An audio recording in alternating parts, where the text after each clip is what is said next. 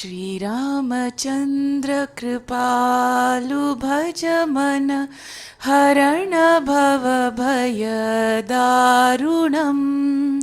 Shri Ramachandra Kripalu Bhaja Mana Harana Bhava Bhaya Darunam. Navakanjalochana Kanja Mukhakara Kanjapada Kanjarunam Kandarpaganita Amita Chavinava Nila Niraja Sundaram Patapita Manahu Tadita Ruchi Shuchi Naumi Janaka Sutavaram Shri Ram, Shri Ram, Ram Ram, Siya Ram, Shri Ram, Shri Ram, Ram Ram, Siya Ram. Shri Ramachandra Kripalu Bhaja Mana Harana Bhava Bhaya Darunam. Shri Ramachandra Kripalu Bhaja Mana Harana Bhava Bhaya Darunam. Navakanjalochana Kanja Mukhakara Kanjapada Kanjarunam Kandarpaganita Amita Chavinava Nila Niraja Sundaram Patapita Manahu Tadita Ruchi Shuchi Naumi Janaka Sutavaram Shri Ram, Shri Ram, Ram Ram, Siya Ram, Shri Ram, Shri Ram, Ram Ram, Siya Ram.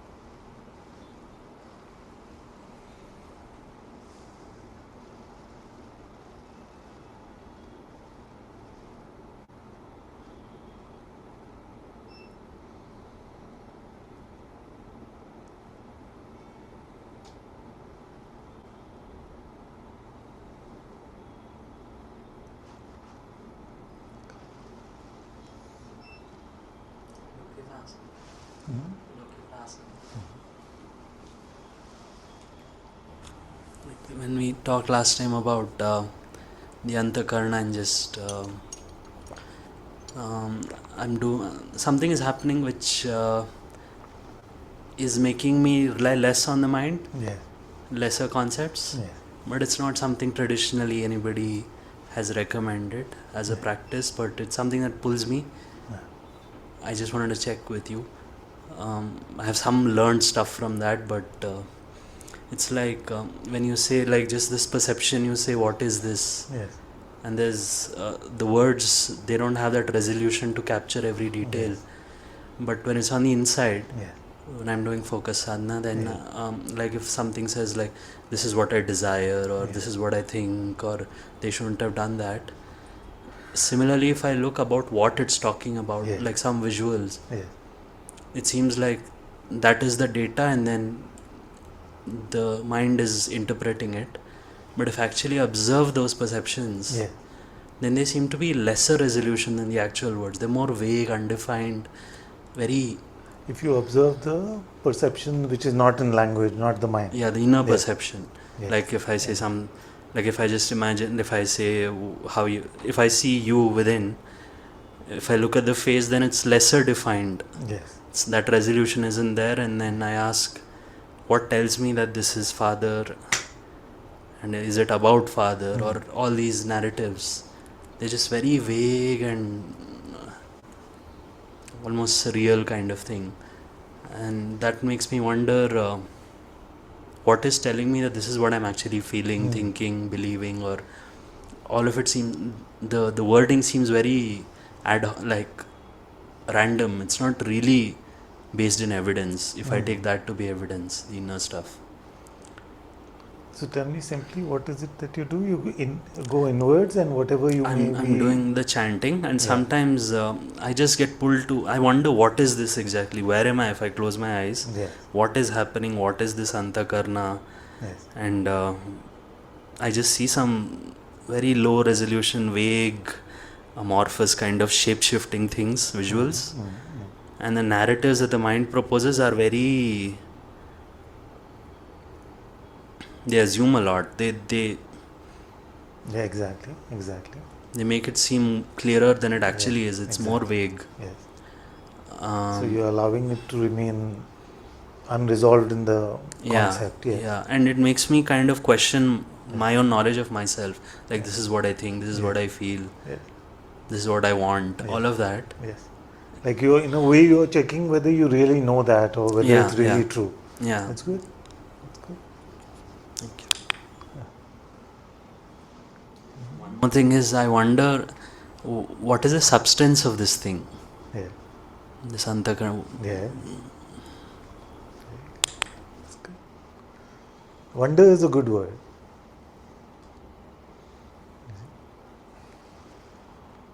Because wonder leaves a lot of room for the mystery. The conclusion doesn't leave room for mystery. And anytime we have concluded, then we have actually relied on our conceptual knowledge, and we have left the mystery of God behind.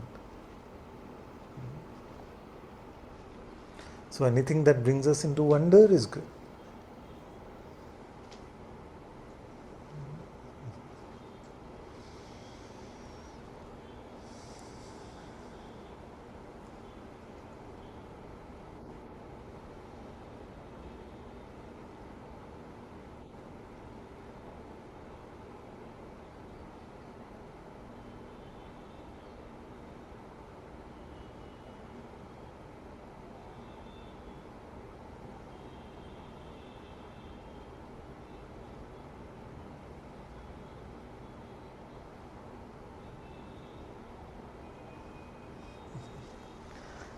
So there's a river Kaveri, no? The Kaveri river is quite a large river. So many years ago, we went to a place called Tala Kaveri. And when we went to Tala Kaveri, we saw that we just felt like it's impossible that from such a small origin, such a big river can emerge. So, in the same way, God is everything, He is everywhere. You see? But His very source is that sacred, holy region within your heart. You see? His presence is right there.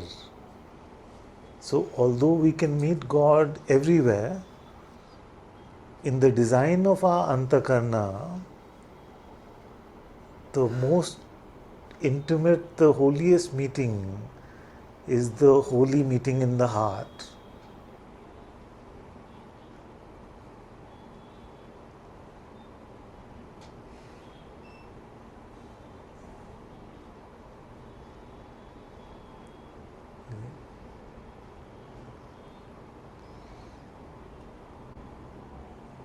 And this meeting is the highest love.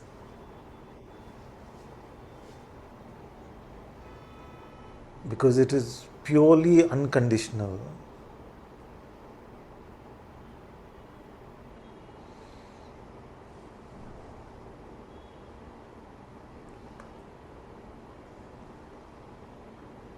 But love is known as love, is met as love, is seen as the highest love, then it also has to encounter a lot of opposition.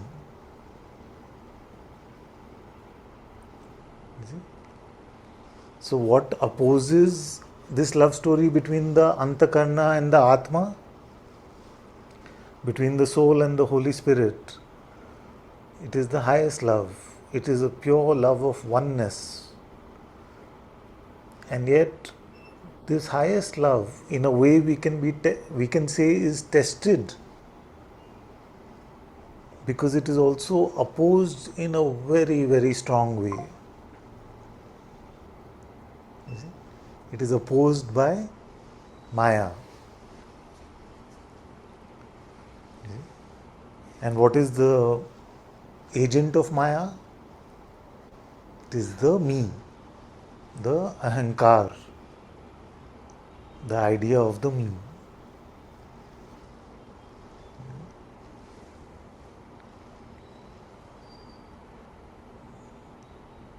So, how do you want to spend your life?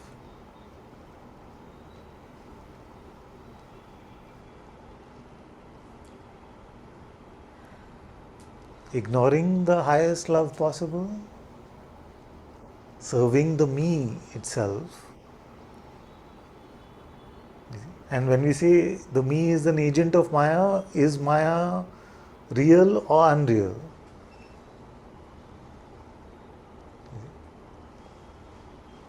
So,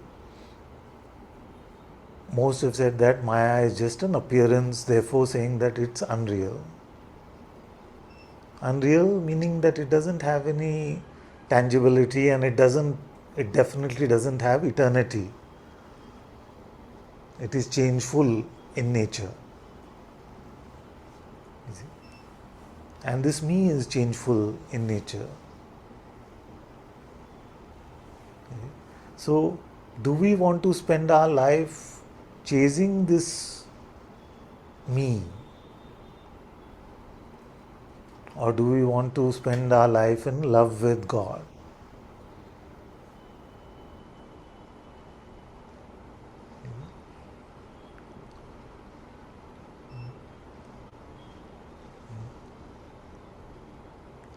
Somebody was there, were they in Satsang? I'm not sure.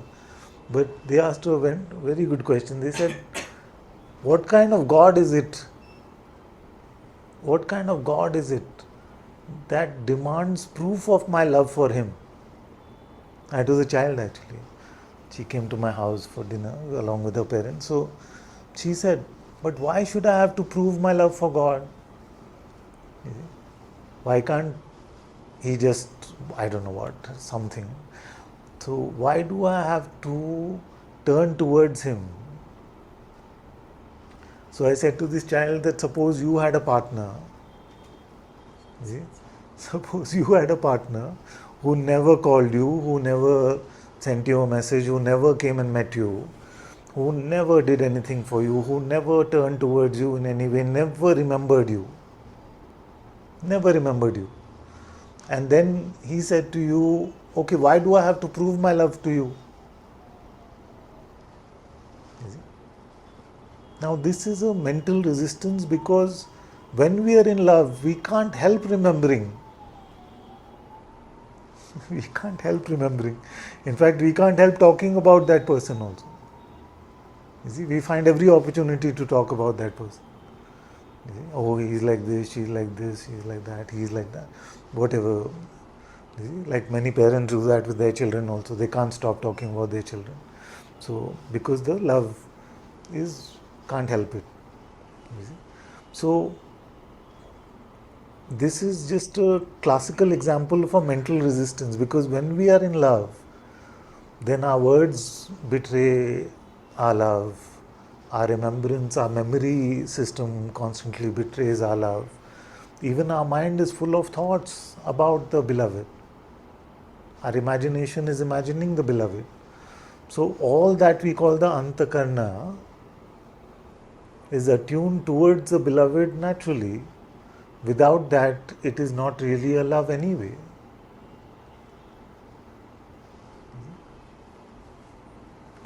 So,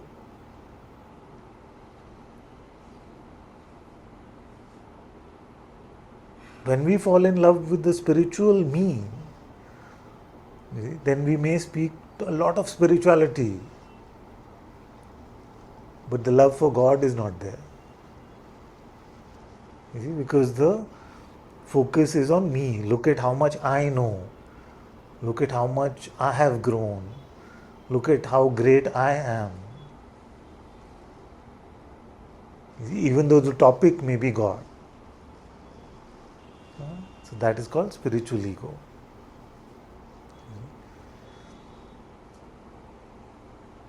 So love leads to remembrance, and more remembrance leads to more love.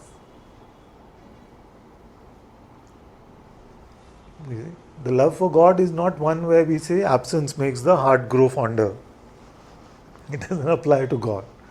It only applies because we are tired of human tendencies, so we need some space from human conditioning, and that space from human conditioning makes it feel like absence sometimes makes the heart grow fonder. Here, presence makes the heart grow fonder. You see? Being present to His presence makes the heart grow fonder.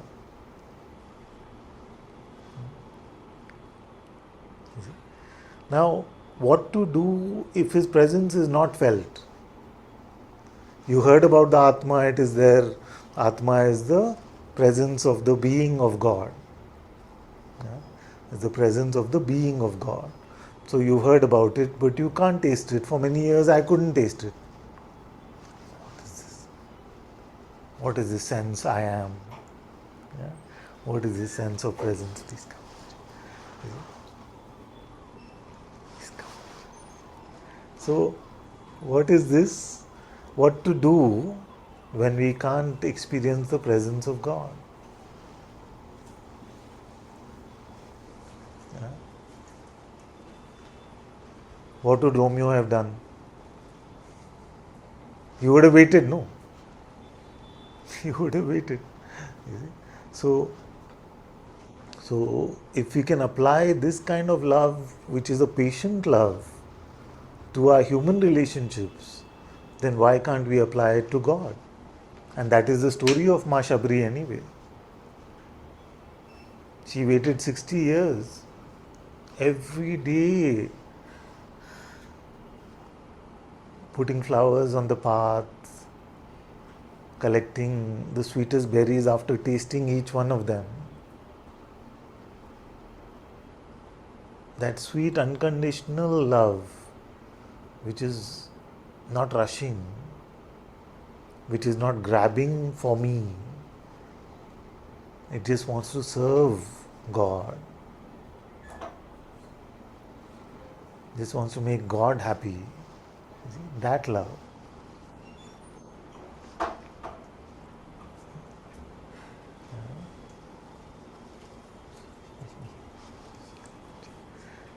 So that love. So we wait till the presence becomes more and more palpable. That waiting without condition, without rushing, without notions, without narrative, without even remembering who is the one who started the waiting. Doesn't it happen when you go inside in your heart? Do you always remember, oh, Ananta is the one who is waiting. Ananta started the waiting. Ananta is waiting for you, Lord. No. You see, many times there is no identity. There is just being present. This waiting is not like a where is he, where is he, when is he coming? It's not that kind of waiting. It is just available, making yourself present. You see, making yourself present without identity. If you carry identity into the stillness, can it really be the stillness? Can you carry identity into silence? No.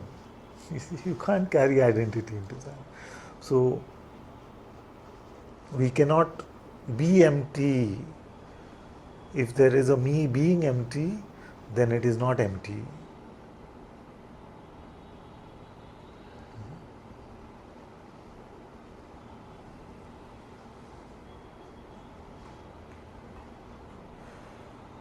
Everyone with me so far?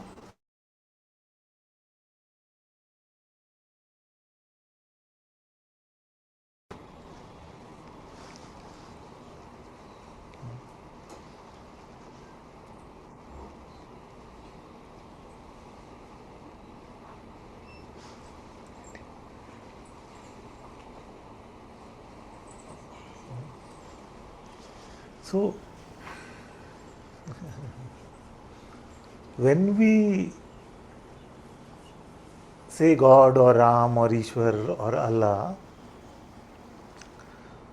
who is the one that we are talking about?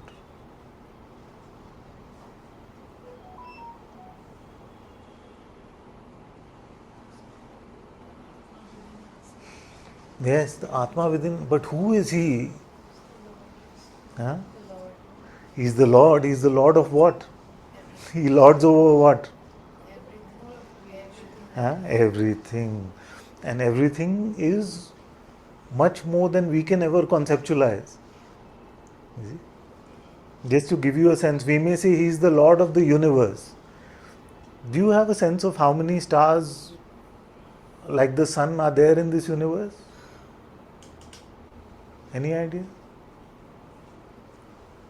How many stars are in this one galaxy, of which there are billions of galaxies? How many stars are there roughly? Take a wild guess. So there are billions of stars. Billions of stars, like the sun. You see? So they are uncountable, that many, in one universe. You see? Now he is the one who is beyond anything that we can conceptualize. So we can conceptualize a gazillion universes, each with billions of stars. So he is more than that. He is the Lord of more than that. You see? He lords over. He is called the Lord because he lords over this. This is all his domain. You see? So what we take ourselves to be is tinier, tinier, tiny, tiny. So if the number of stars in the galaxy are equal to one grain, like one sun is like one grain of sand on a large beach, you see, then we are like the tiniest grain of sand compared to that grain of sand. So that he is the Lord, and this body mind is the tiniest, tiny, tiny.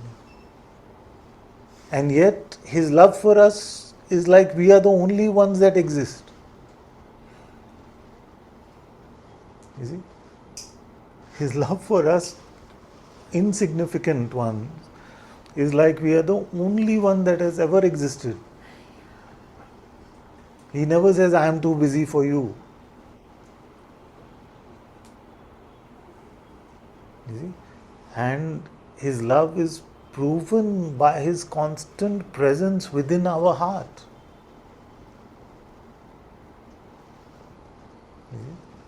What else can we call it but love? So many times in satsang, because we regularly keep saying God is here, we are like, ah, God is here, okay. What else is he going to say? It's God. You know? But I want to remind you of who we are talking about. Who we are talking about. He is there. You see, in the most beautiful form, formless form, form and formless both, which is the Atma itself. Atma itself. And he doesn't have a Mahurat, an auspicious time for the meeting. He doesn't have any condition. All we have to do is turn towards him. Even when we can't recognize that he's there, we just have to carry the intention to turn away from the world, turn away from the selfish me, just turn towards him. And that's all that is actually needed to be done. Now we may say, but nothing has happened before I come to his presence. Till I come to Atma Darshan, what is the point of all of this? It is just not true. You see? Even though the door may seem to be closed from this side where he is not perceivable for us, it is always open from his side. It is always open from his side. So the silent, energetic, or even beyond energetic transmission from the Atma to our soul is constantly on when we turn towards him. You see? So our Antakarna, our soul, is getting transformed in his presence, in his light, even if his presence is not palpable to us for the moment. This part is understood. So not just is his presence available to us, he who is the Lord of a gazillion universes, he loves us as if we are the only ones who have ever existed. It is there. And he lives there in the form of the Atma. You see, and it's so beautiful that he is in the form of the Atma, because if he made himself available just merely as an object, then we would completely objectify him only. We would forget his nirguna nature. You see? And if he made him completely nirguna, as pure awareness and not available in the form of the Atma, then most of us would say it is beyond us.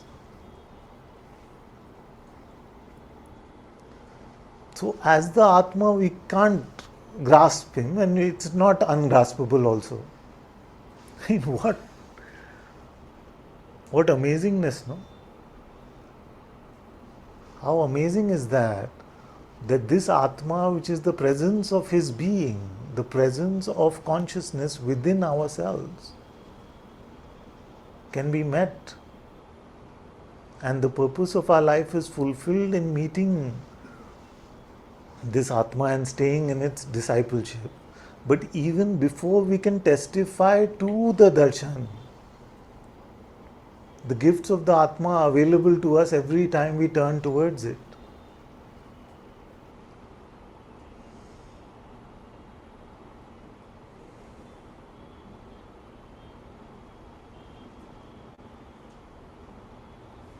And every aspect of our being, including our outer life, is touched by this. Because your outer life is not really outside of you. But that's the topic for another satsang. So every aspect of our being, all the so-called sheaths of our existence, body, breath, mind, intellect, memory, ego, self. So this self, in the form of the Atma within, brings light to all these other regions, including the outer, seemingly outer world.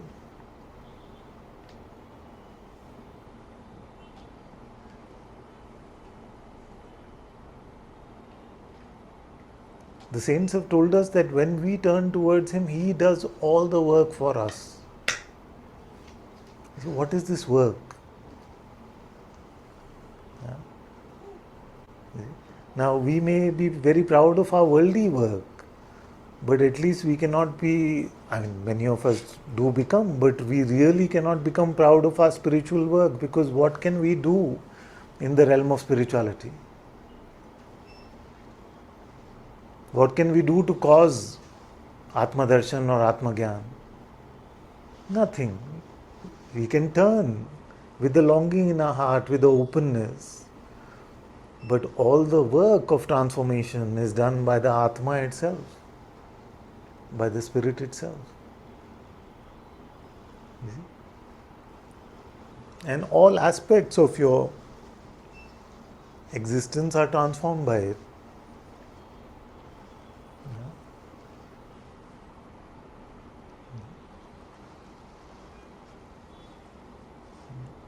So such is this love story between the Antakarna and the Atma.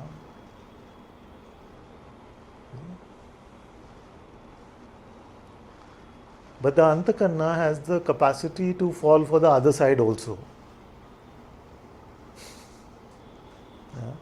It has the capacity to fall for the ego. It has the capacity to fall for pride, for the me. It has the capacity to fill itself up in all aspects of itself with self-concern, self-interest, self-judgment, and this self is the smallest self. Me. All of us have met, maybe we are like that, we have also met people in our lives who first, anything happens, first they think about how does this affect me? What is the impact on me? Yeah. So this me can become the overriding force in our life. The point of spirituality is to make the Atma the central center of gravity of our lives.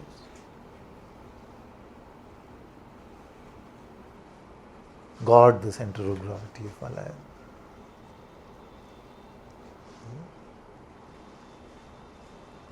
And this could be happening in satsang also.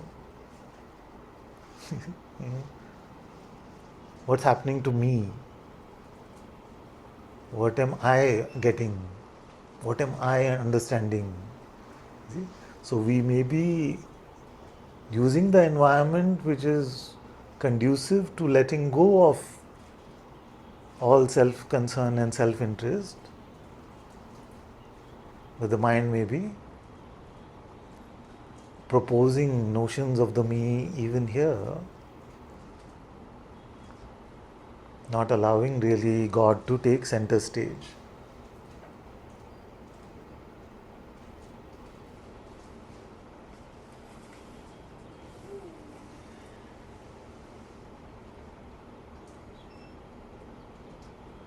What criteria needs to be met before you come to Atma Darshan?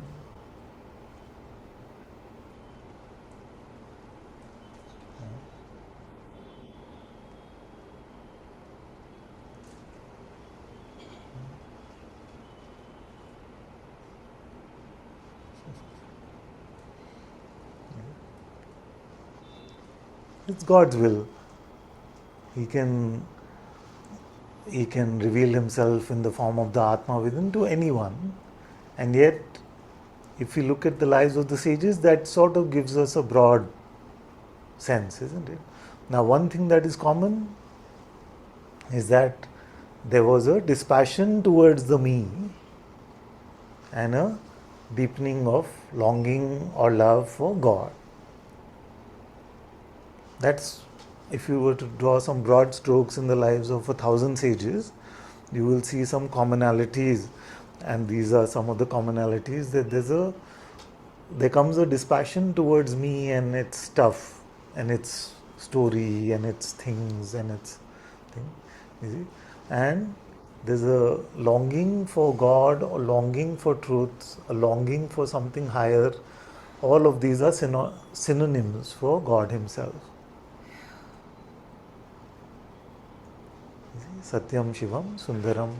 So God and beauty and truth in their highest representations are one. You can come here. Come.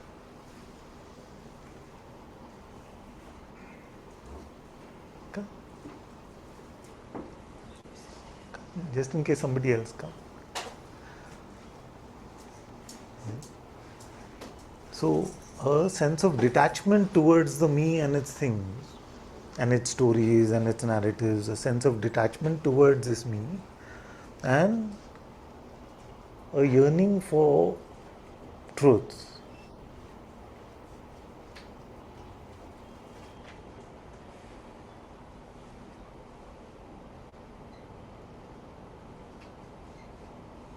Like there's nothing special about this one who's speaking at the moment, but just to share some symptoms of what happened here is that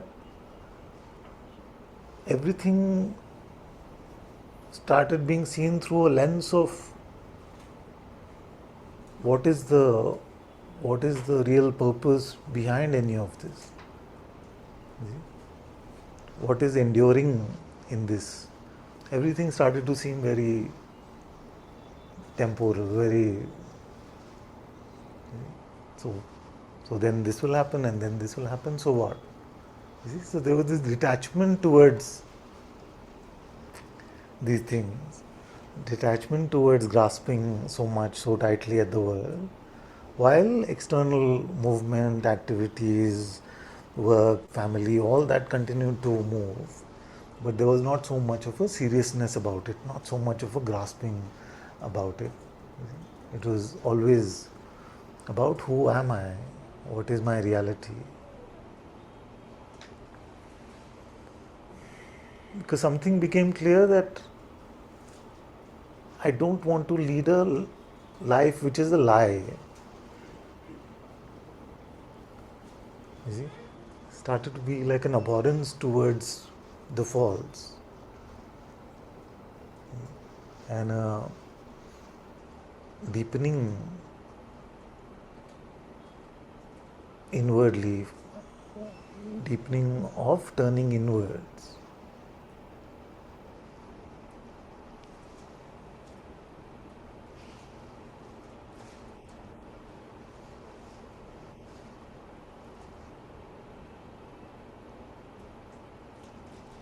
So this dispassion, this detachment towards me and its story, and a yearning for love, truth, God, even peace, becomes overriding.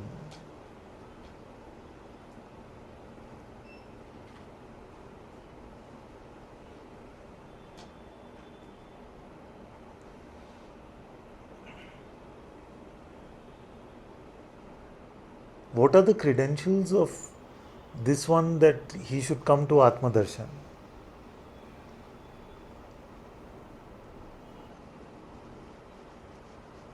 No credential, nothing at all. The most inconsistent spiritual seeker, jumping from path to path, jumping from uh, practice to practice, not consistent about anything at all. One day reading this, one day reading that. There's no criteria. And why I'm saying that is that this should be really encouraging for everyone. You see? Because I look around in this room, I look around at all of you, I look around in Zoom, and all of you are much more committed than I was. Now, don't make that the template. Don't become less committed. You see?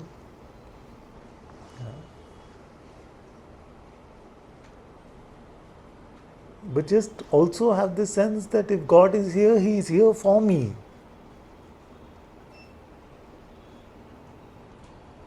He's made Himself available to me.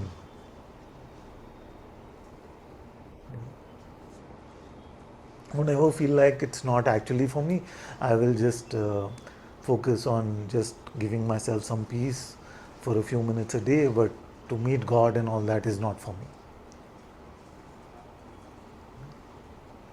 It is complete. He is available to you. No, why would He waste His time making Himself available to you in your heart? He could have written you off and said, no, not for them. He is available for everyone. No? So all our antakarna is designed the same way. At its very center is His presence. From that light is the light of this universe. So as Bhagavan Sri Ramana Maharishi said, in which light do you see the light of the sun? Where is that light coming from? Right? From within you. From within you. And if you were to be completely radical about it, you would say that all of this is just about you. Just about you. Yes, you. You see? So, it is completely accessible to you. He can be found, will be found, if you make yourself available to God. So it's a process of not getting, but a process of giving. You see, after what I've said, you may feel like I have to grasp at God and get Him. Gyaneshwarji said that without giving we cannot get. So what do we have to give? Ourselves. We have to, how to give ourselves?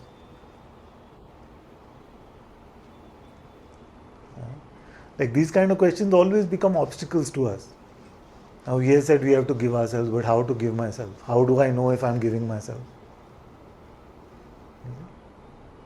But it's not an obstacle. These are mind tricks. You see? The way you know how you give yourself, the way you know how you jump into his arms, you see? The way you know how you jump, you turn towards him in your heart. You see? Because he knows what your intention is. You don't have to manage it.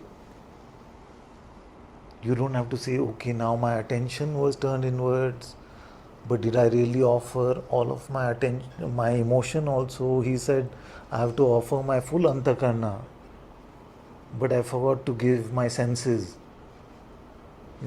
Then my application will be rejected. So it's not a bureaucratic system like that. It's not college admission. It is your bhav, it is your intention which is most important. Your feeling, your love. It is not about the preciseness of method. It is about the longing, the love in your heart. You cannot do it wrong, is what I'm saying basically.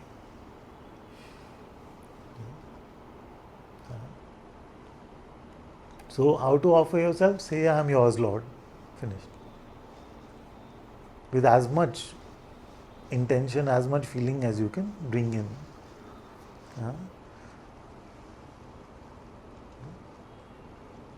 What did Gyaneshwarji say in the Hari-Part? He said, cry out to him wholeheartedly. He knows.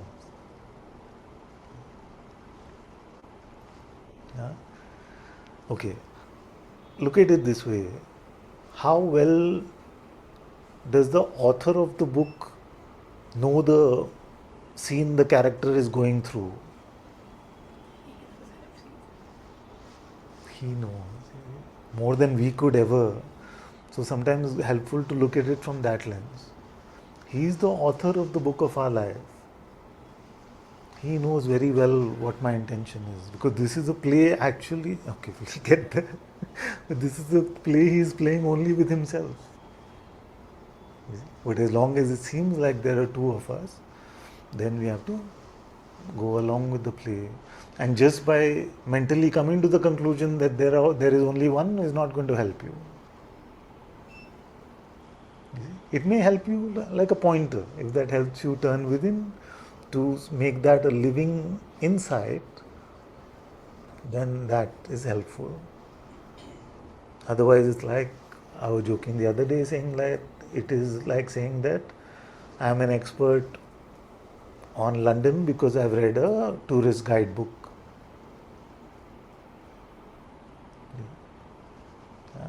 You can read every book about spirituality, but till you have not met him, till you have not met spirit, how can we call ourselves spiritual? So all our reading, I'm not against reading, I love reading myself, so all our reading must help to turn us towards Him, turn inwards, not to become a collector of facts or information. Atma Gyan is a completely different texture to any type of worldly knowledge. And unfortunately, I can't put more into words about it. I can only tell you it is not what you can think and it is not what you can perceive.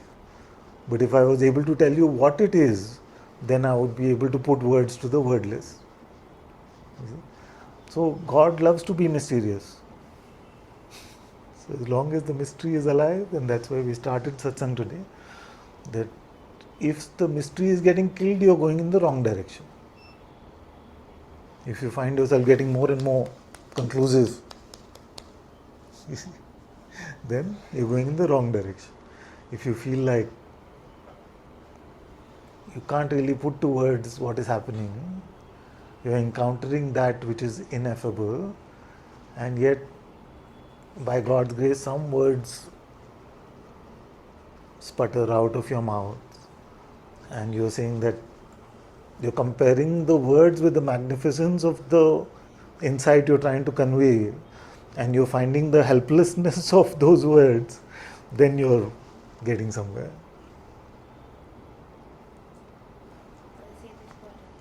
Yes, you see the magnificence of what you're discovering inside you, and you see the helplessness of your outer expression in words to be able to convey that, and you're just somewhere just laughing at that helplessness, because then it's very possible for people to take the words to be true or debate the veracity of those words, and you're saying actually it's not about any of that anyway. I'm just trying to point to that which I can't really put into words. Huh? So when you find yourself helpless like that, when your family asks you, 14 years in satsang, what have you got? Huh? Like some of us have been asked that recently. So 14 years in satsang, what have you got? And you find yourself unable to articulate, what am I getting? What have I got? Then you are on the right track. But if you're able to say that I can recite these 10 scriptures fully, I can give you a commentary of 15 different sages on them, it's also fine, but then that is not spiritual progress. Spiritual progress means spirit. Yeah. Yeah.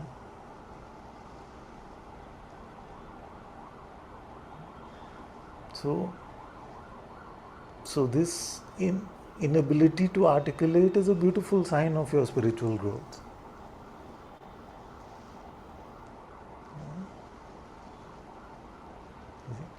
And then we have to reconcile ourselves to not be considered very great in the eyes of the world, even to be considered foolish in the eyes of the world.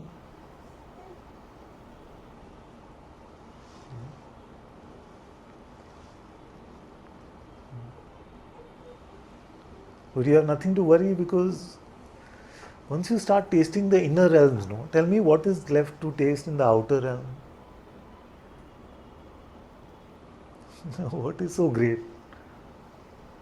You start tasting your heart, once you start eating your heart, then no eating on the outside seems so important. And this is very naturally designed by God, because you may get criticism from the world, you may get praise from the world, you may get all kinds of things in the world, but all of that doesn't seem that relevant anymore, because you don't want to go away from what you're tasting in your heart. Because that Atma's transmission is happening in your Antakarna, and you don't want to break that process. You may not even understand what is happening, and you most likely will not actually. But you feel something holy, you feel something beautiful, you feel something full of love, like a fragrance that you cannot define, a love which is unexplainable to anyone else. Because who is sitting in your heart?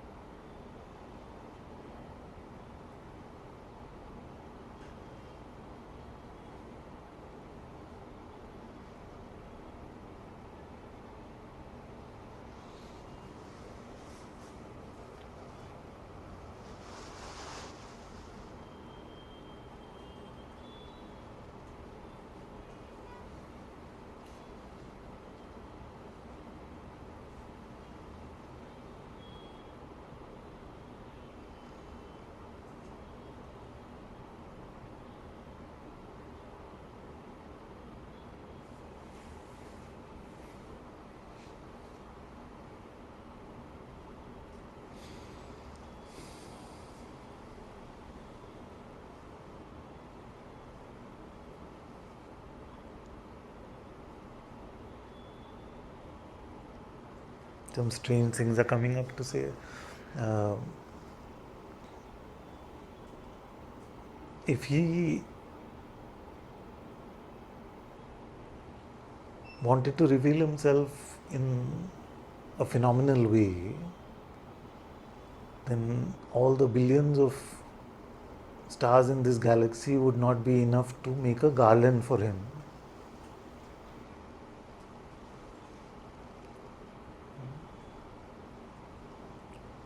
That very one is sitting in your heart.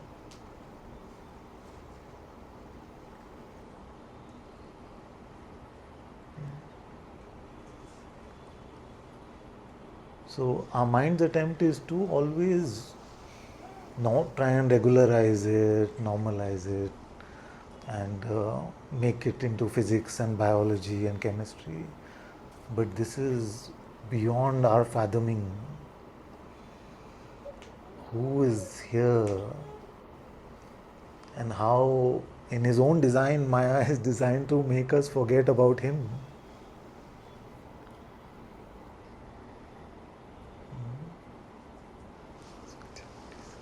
Pass the mic to Ishana.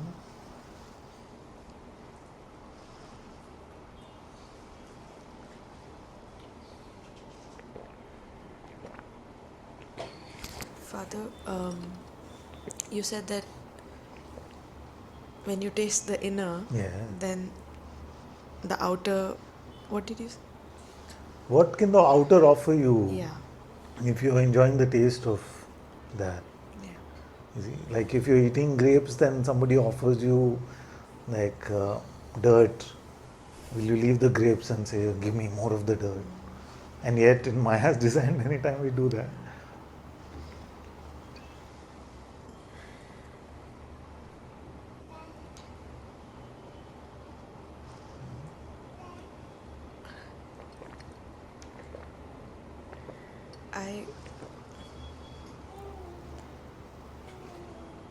So much interest in the world, then I go, I get beaten up, then I come back, then I go, I get like not learning the lesson that this place is trash. I don't, and it's happened 1,000 times, but I go to the same gully, मार पड़ती है वापस, then out of habit, Father, I keep going there, but I see there's no substance there. There's no, it's dirt, but I still go there. It's like an addiction, no? Like out of habit. It's like my cigarette. I have to go there, but when I go there, it's a slap. I get one tight slap. In a way, that is grace. In a way, that is grace. Because we only get slapped in the world when we put on the costume of the me. Yeah. Isn't it? Yeah. So if we went empty of this me, and like Lord Krishna is saying, if we just follow our dharma, which is the will of God, which is apparent to us moment to moment, and we're not grasping at the outcomes, we don't want anything out of it, then we don't get beaten up in that way. But I would say, put on the life jacket of God's presence. You see? Don't get into the garb of the me. And then the world also becomes a reflection of God Himself. You see? The world is oppressive as long as we put on the me. The world is hellish when we wear this posture, this mask of the me. You see? But the world is nothing but God's reflection if you stay with God inside. But in a way it is good. So what you're saying is that I think I have to deal with the world on my terms, in my will, and achieve for the me. And then I am blessed by these reminders by God, and I am sensitive enough to remember that they are reminders. Like most of our brothers and sisters are not able to, like, they just, even if they turn to God, they turn to God in blame and say, why are you doing this to me? Why is my life so terrible? You see? But most don't even turn to God, even though suffering is squeezing their throat, till the squeezing becomes really strong. So the world is designed so that even in the play of Maya, ultimately the truth has to prevail. You see? So the false can try and build whatever castles in the sand it wants, but they are not really stable. You see? Fundamentally, even if we try to create the most stable castles, death is coming. So what stability can we really have? You see? Death is coming for this body mind. So what what can be stable here? So to expect the journey to be fun for this me in the world is like expecting to have a great time after tying yourself to a drunk donkey. Why can't I have some constant peace? Is it? Because you tied yourself to a drunk donkey. You'll obviously get a lot of kicks.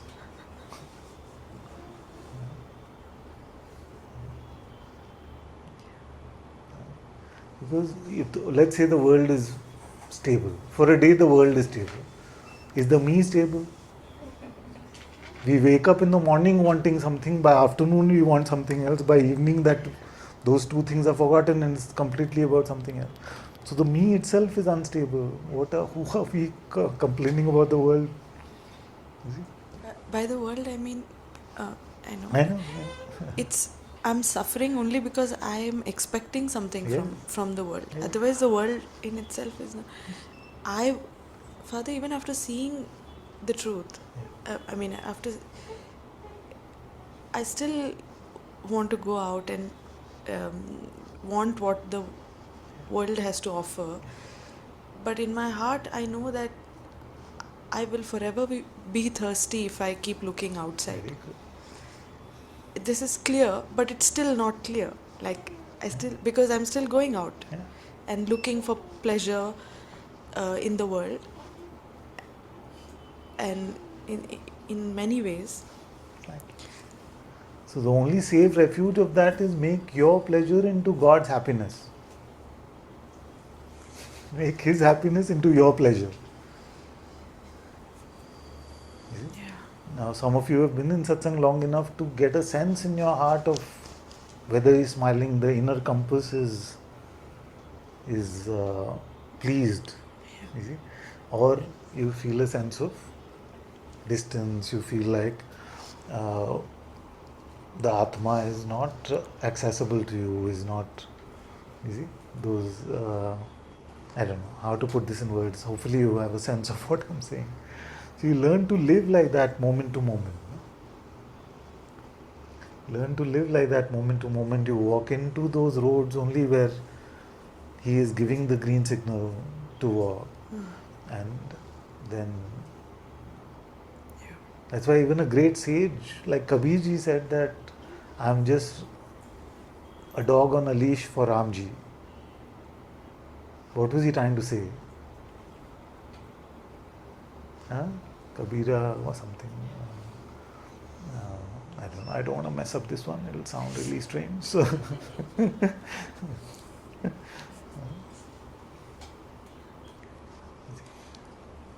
but can our pride accept that? Great sage Kabirji said, I am just a dog on Ramji's leash. Can our pride accept that? In fact, we may not say it openly, but actually we want God to be our servant. What can I do so that I can get mastery over God? Exactly. Isn't it? That's our intention. What can I learn so that then He will make my life better? He will do this for me. He will not make me suffer anymore. You see? So we want Him to do and do and do. And He does and does and does actually. But we are never satisfied.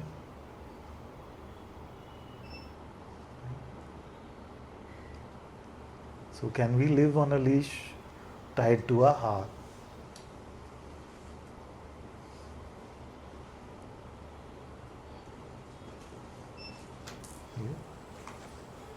Now, those also who intend to live like that are not able to do it because Maya rushes them. See?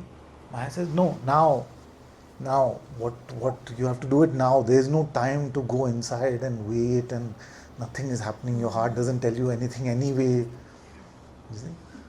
Or you're just fooling yourself. Get real. Isn't it? And these familiar things I can say from my experience, very familiar thing, no? Just get real. So, but forgetting real, what is real,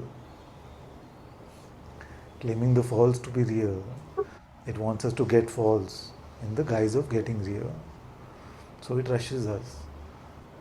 It rushes us, and the rusher then gets in trouble because they follow the path of egotism. You see? And blessed are those who get slapped early on the path of egotism. Blessed, no. Imagine your whole life went and at the end you realize. No? Yeah, yeah. It's still, right? Right, right. We need to go all the way through the place. Yes, but I still on the middle of the step. Yeah, no. So I would rather, my prayer always is, if I'm going down the wrong route, Lord, please give me the slap as soon as needed, so that I don't waste another day, another moment away from you.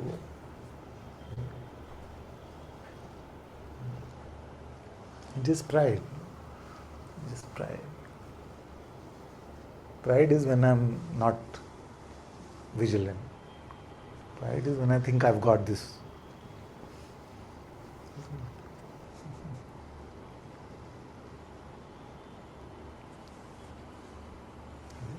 Now there's so many layers of depth to every instruction from a sage.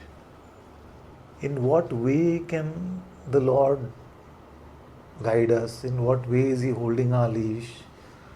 What is it that is not available to us that was available to Him? How is He able to sense the Lord's pull? All this we can contemplate, isn't it? Yes. So, just this, what we keep talking about in Satsang, the heart compass. The heart compass is the Atma guiding you moment to moment. But we need to become sensitive to that. We need to remain in the heart long enough to notice its inner textures. Like most of us may believe that when we turn inwards, it's just a sheer limbo, like a nothingness there. Some sprinkling of spiritual experiences, some chakras shining, some blue light here, some orange light there, some all fireworks happening. All of this stuff is what we may feel like our insides are made up of. But it's not like that. It's much more textural than even the outside. Is it? So once you start noticing the music on the inside, no, the beats on the inside, then you start getting a deeper sense of how to follow that. So therefore, that we need to spend time in those holy realms.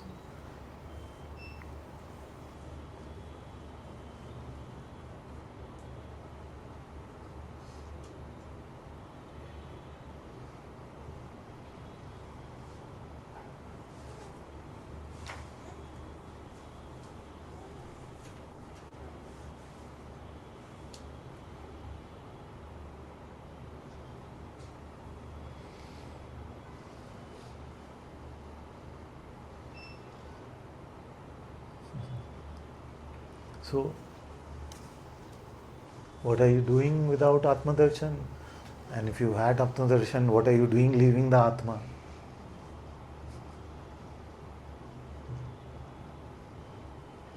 These two questions will keep us safe from Maya.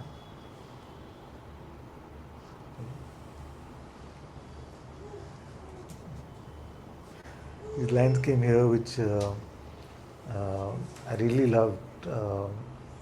I don't feel like all of you love them that much, but I really love them. It's like, क्या मिल गए हैं भगवान तुझे कि तू इंसानों में उलझा है.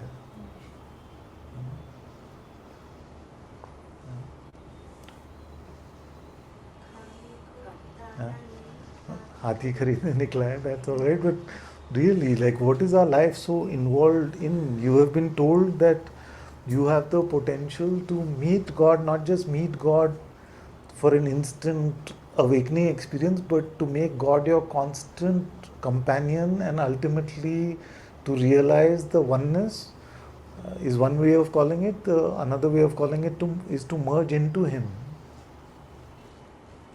We have been informed of that potential of our lives, but what are we stuck with?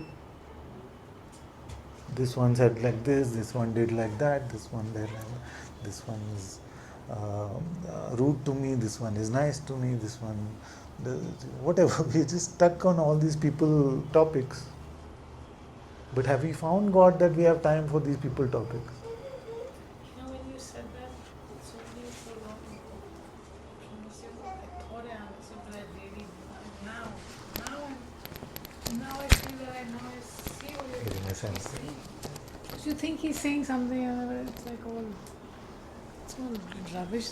I mean, like you just hear the words, but you're not seeing what is he pointing me to. That why are you wasting time? And like you said, I can meet God, and if you haven't, then why are you involved in those people? And there's, oh gosh, now I think I need a reset button every single day. It's like, So to emphasize the strangeness of the absurdity of it, I said no that it's like one who doesn't have a single grain to eat has set out to buy an elephant in the market.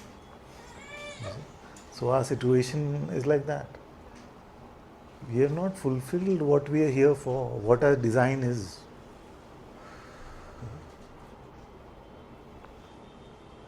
A car is designed for what? Transport, no? Ananta-Karna is designed for the holy rendezvous with God.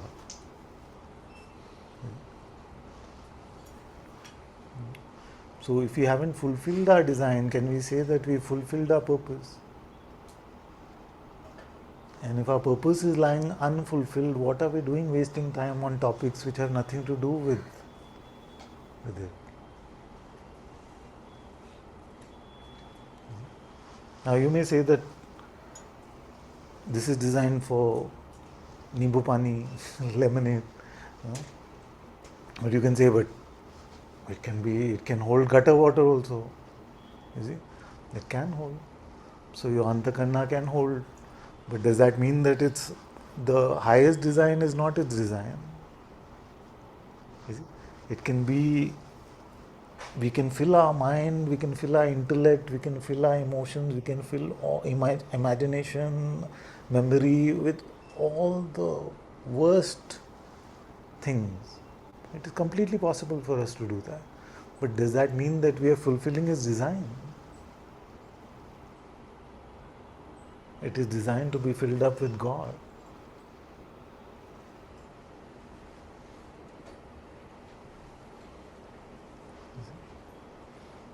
That's why the sages went hoarse, saying, don't waste this opportunity of human life, don't waste this opportunity of human life. Yeah. You know what got me into the most trouble and has got me at 50 now, where I'm a beginner at this path? 51 now that I'm a beginner on this path.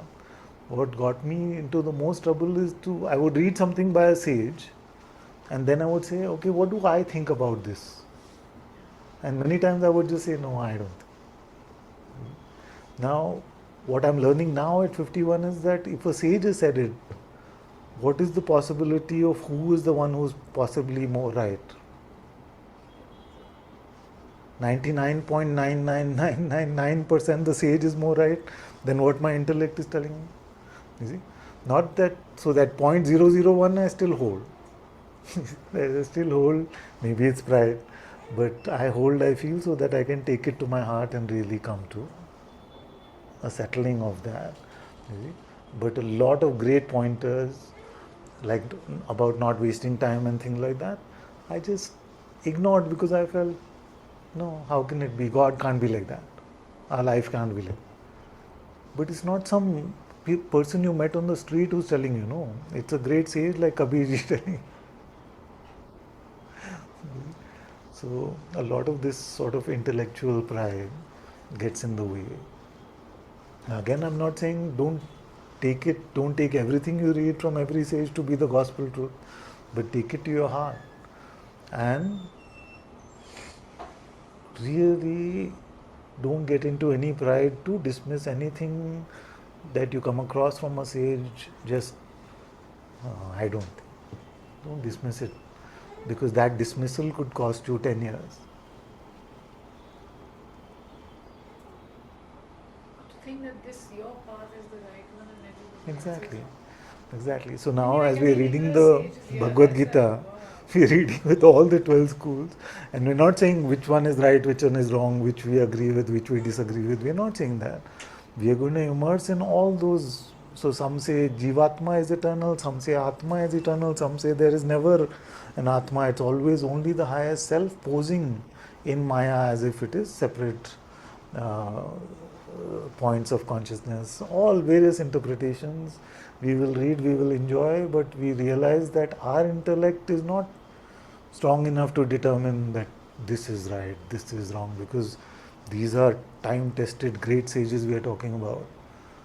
You see, so if you look at uh, Shankaracharya, anybody in this room can say, I will counter what Shankaracharya is. He went and spread this throughout the world as a young, throughout the country as a young boy. Then on the other side, there are people like Ramanujacharya, Madhavacharya, Vallabhacharya. Anybody in this room will say, no, no, I know Shankara is right, these ones must be wrong. None of us has the tongue to say it. You see? So we have to remain in our humility, immerse ourselves in the holy words of the sages, and realize that the truth is beyond what our intellect can conceptualize. But we find that holy place in our heart where all of these merge. See? All of these merge, and we see the truth of them. We see why they were presenting it this way, how that is helpful, how that may have helped in the cultural context that they were in, or their design of the Antakarna was more devotional in some way. So then it allows us to taste all these pathways, all these rivers leading to the same ocean, without becoming proud that no, I think, no, I know better. So I would say that any of the sages we've named and many, many more, uh, we should not be quick to give ourselves the pedestal and say, no, I could judge what is right here, what is wrong here. This humility will take us a long way. This humility will take us a long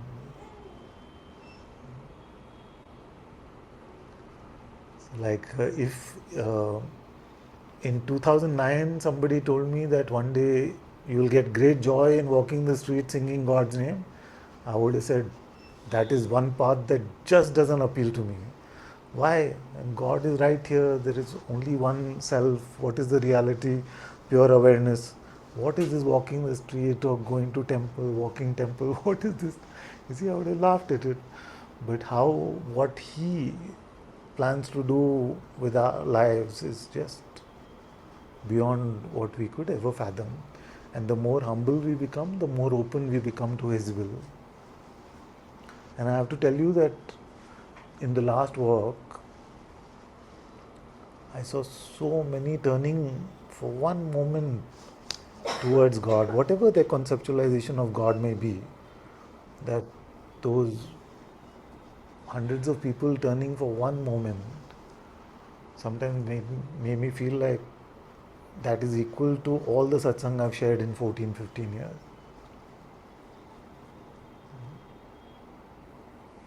And that, I mean, we're not really weighing that. There's a value to depth, there's a value to deepening and sharing like this, but there's also value in providing that moment of trajectory change from a life of Maya to just one moment of reminder to turn within, to hundreds as we walk. There is value in that also. But I would have laughed at the stupidity of it a few years ago. Because of all this, we pick up new conditioning with everything that we learn.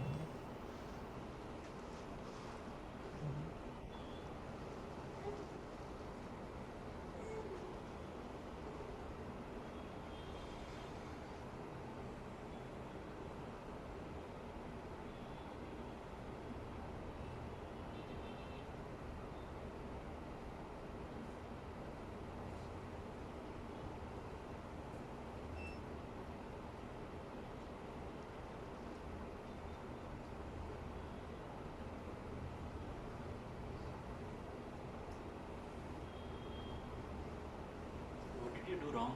You were staying with the inside at those times. No? Yeah? Inside you had, you were staying with it. You say throughout your, like whenever, throughout the day you stayed. When you heard, you were still staying. So what was wrong? No, not wrong. I'm just saying that there could easily have been, like, those days, these days, every day I still fall for Maya 100 times, at least. And if I was to track it, it may be actually more. So, so there could be those prideful temptation of Maya saying, no, my path is higher, I know better. By God's grace, He's allowed me to return to empty, return to Him fairly quickly since those days. So, but that's only His grace. Like, you mean conceptually you were saying that you were dismissing. Did you check with him? Is what this is saying? I don't know. I have to go back and check. But it's very possible that I could have just conceptually dismissed it. It's very possible that I may be conceptually dismissing many things even now. But we don't see in our pride. No, our pride doesn't allow us to fully see. Then life gives us some pokes and pinches. Then we spot our pride. Then we open up. You said so beautifully that you check now with the Atma before, I mean, you're not this way or that way, or like Advaita or Bhakti, but you check your heart, what God would want to hear His guidance rather than using this. That's so important because if we didn't do that, then we're using our head to decide, which is just all wrong. I mean, always it's not capable. It's tricky. It's tricky. So when I hear a question, am I always able to go to the Atma and allow the Atma to speak?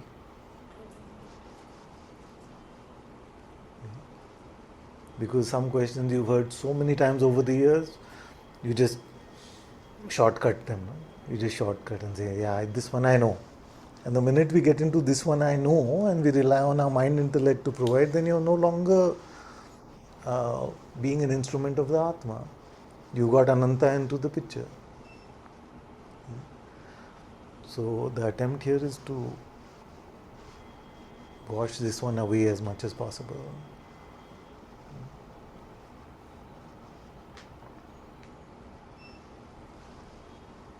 And you taste it for yourself, because in hearing of the satsang coming from this mouth, then you can smell whether it's contaminated with Ananta or whether it's the Atma itself speaking. Maybe it's not that straightforward for all of you, but I can smell the taste, whatever that would mean, of the source of what is being shared. But in pride, many times I may not want to admit that. You feel that hearing your first few satsangs? Yeah. From that time if you heard? Sometimes they seem very beautiful. Sometimes they feel very innocent, like very a young boy used to come with this big grin on his face and was just like sharing very innocently. But sometimes, I don't know, I don't really audit that much, but sometimes I do spot that this came from just a learned understanding of something. Or I would see it differently now. Now, whether that Means it's better or not, I don't know.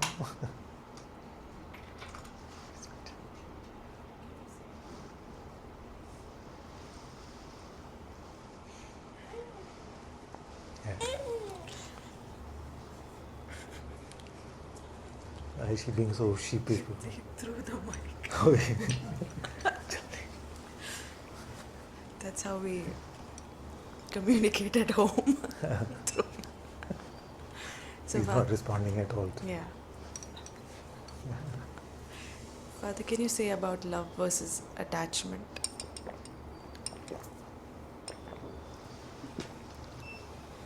Are you attached to this question? Yes. The simple is, so if I didn't answer this question, would you suffer? No. Then it's not an attachment. Yeah? So love means that love is full of freedom. Love gives freedom, it stays in freedom. Attachment takes freedom. You see? And in the taking of freedom from another, we also put ourselves in chains. You see? Attachment means this has to be only like this. You have to be only like this for me. You see? And then if you're not like this, if you're not treating me like this, if you're not changing yourself like this, if you're not only like this, then I suffer because of that, then that is attachment. You see? Love is freeing, love is unconditional. When we add conditions to love, it becomes attachment. You see? And what a strange human games we play. What strange human games we play where if somebody dances to our tune, we give them more love. If somebody doesn't dance as much to our tune, we withdraw our love. Then what kind of love is that if it's based on all of these conditions? So it's just in the guise of love, it's trying to fulfill some desire. That is attachment. Love is godly. Father, I can say I love you. No? I'm just looking at this. Yes. That. But it would bother me if you didn't, let's say, there are some, like, something, no? Like, I can't say it's unconditional. Like, there are, so, is that attack? Yes. It is. Yes. Like, no matter what you do, I will love you. I can say that. Like, you come closest to that kind of love. But even there, conditions apply. Yeah. So a simpler way to look at love is to allow the love from God in your heart to flow out. You don't take yourself to be like the provider, or the giver of love or the receiver of love, because that way we will never succeed.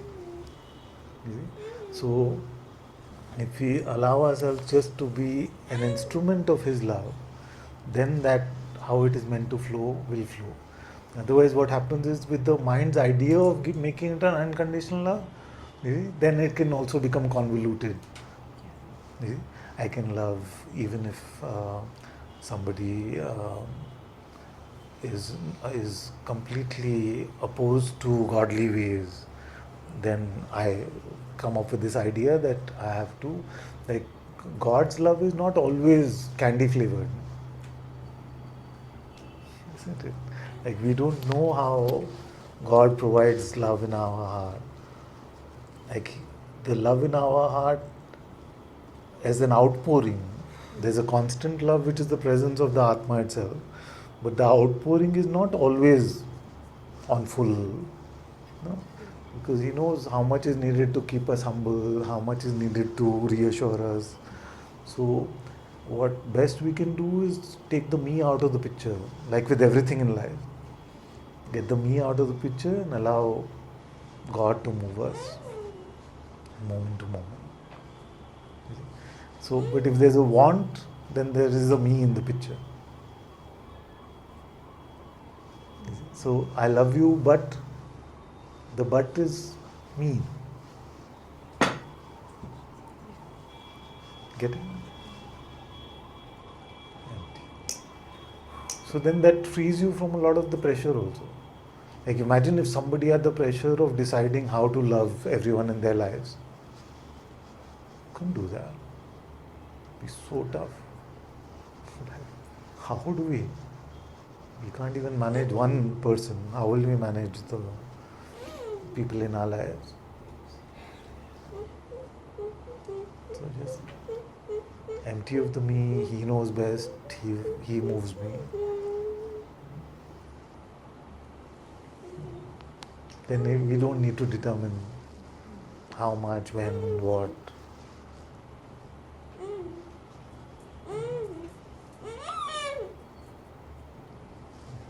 Getting a sense of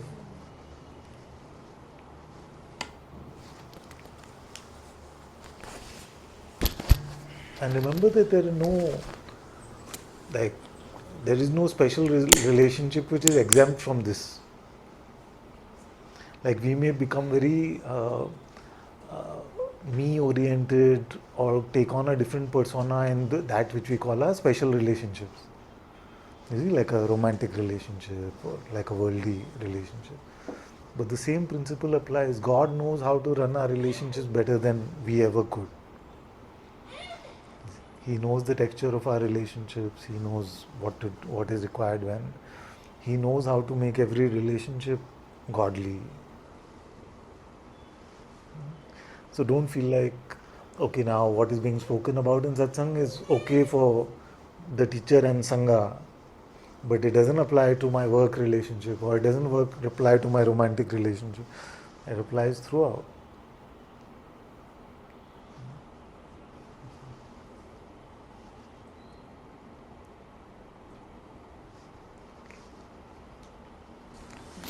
Along similar lines, Yes.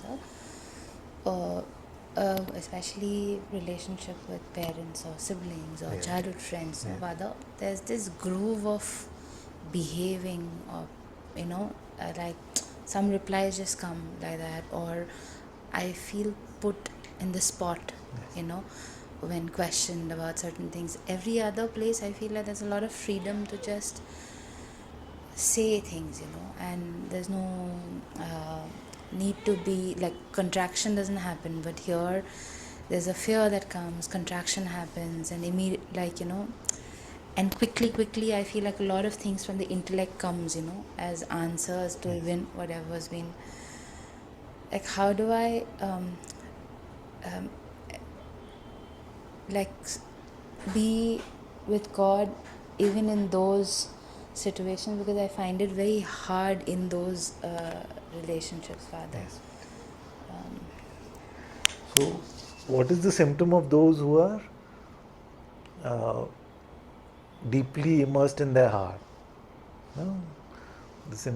One of the symptoms is equanimity. Now, equanimity on both sides. There are people around you and they are bothering your identity. Yeah? So you notice the start of the irritation and you see that you're going down the wrong path. You see, it's not about them. Your irritation is never about them. It is that you are taking yourself to be something that you're not. And in simple words, it is your pride. It is my pride. If I ever get irritated in satsang or something, it's my pride. So we have to return to equanimity over there to see everything as equal. And then the second thing is that when we are with cousins, friends and all that, sometimes we can get into this ha ha he he mode. Like we lose the steadiness because excitement and all of that. And that very quickly, it starts off as a lot of fun, but very quickly becomes into like people start putting others down, we start making jokes at others' expenses and so on, and many times it doesn't end well. Like it doesn't end into.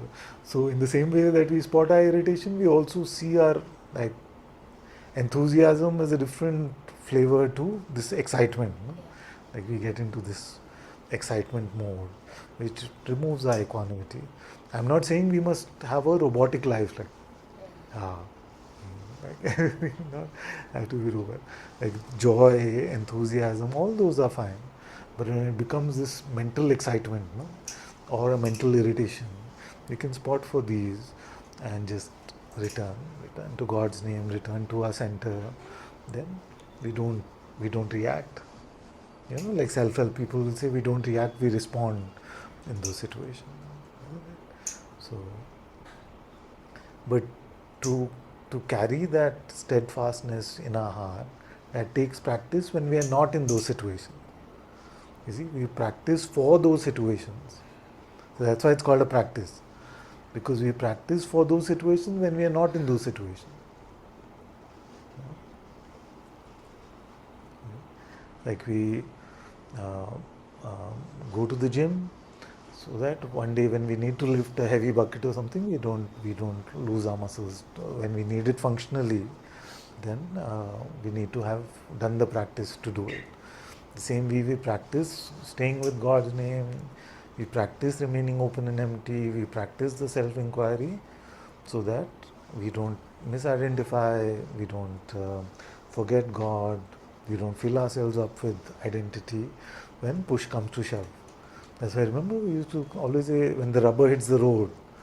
So we practice when the rubber is not hitting the road, and then we get so used to the practice that when it hits the road, we don't lose our center.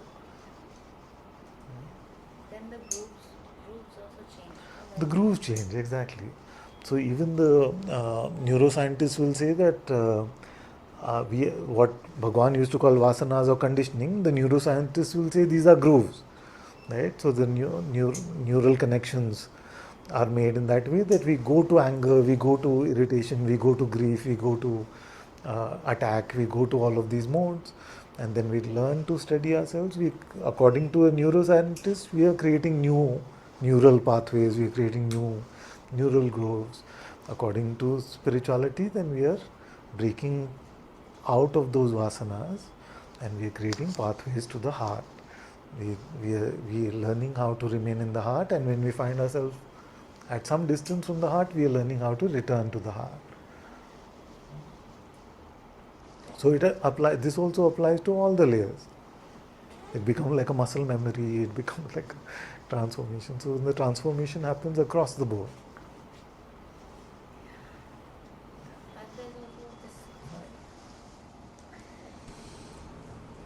I also feel like there's this need to please, and all of that also comes very quickly in these relationships, Father, because there's a way of being around them, no? And it just sometimes you'd much rather keep the peace than say what's in your heart.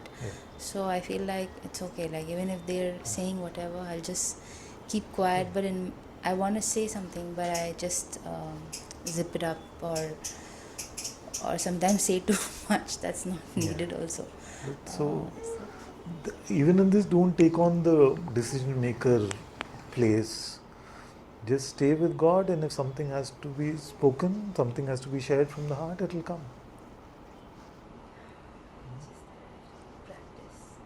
To practice.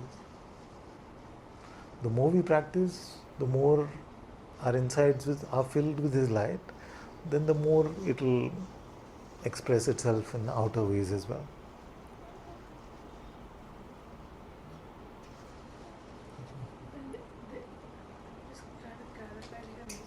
One sentence, so you said that, so if you start getting irritated, you notice that, and through the prayer practice, you just return back to God. You don't carry on in that trajectory, and then you realize that it's not about what the other one was saying ever.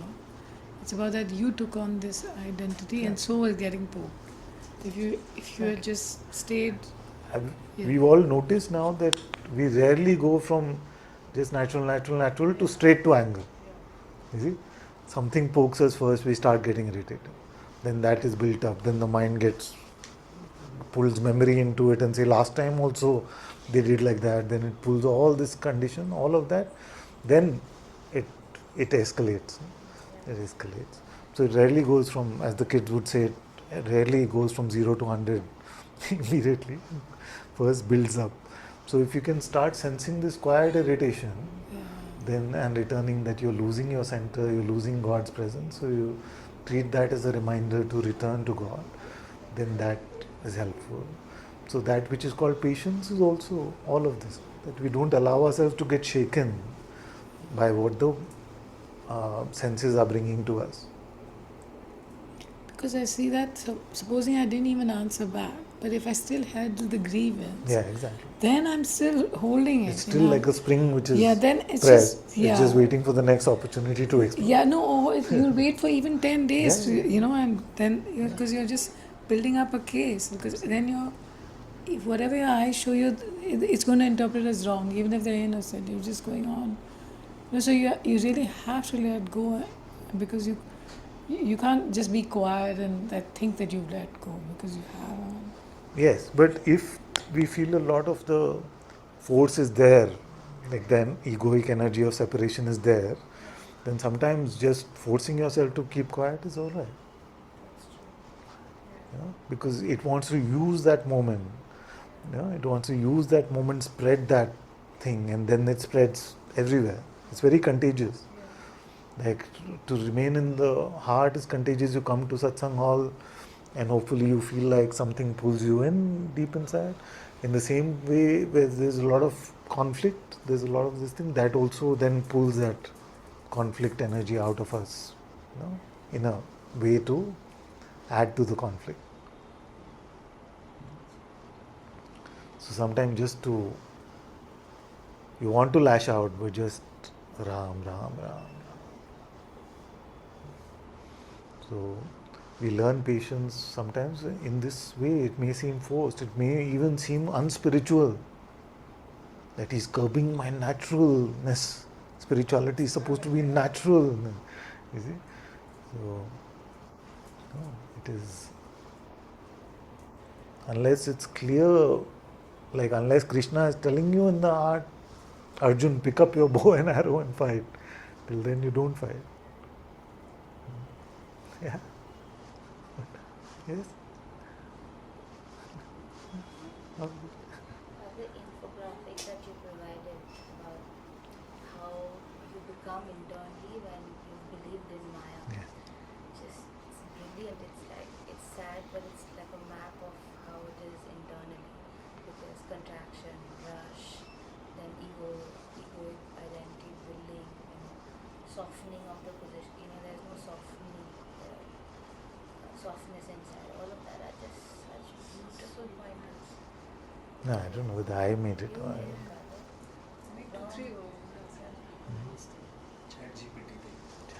Problem.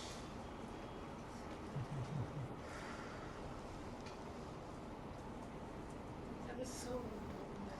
I just said it's even okay to not react at that moment, because you don't want to be pulled in. But later on, when you can calm down, because you do actually, if you do turn, you will calm down, and then you can really just let it all go. Because you want to hit back and you want to argue, but it leads you nowhere. You really, No, you're wrong. you've dragged it down. She kept the mic and said, "No, I know I'm not."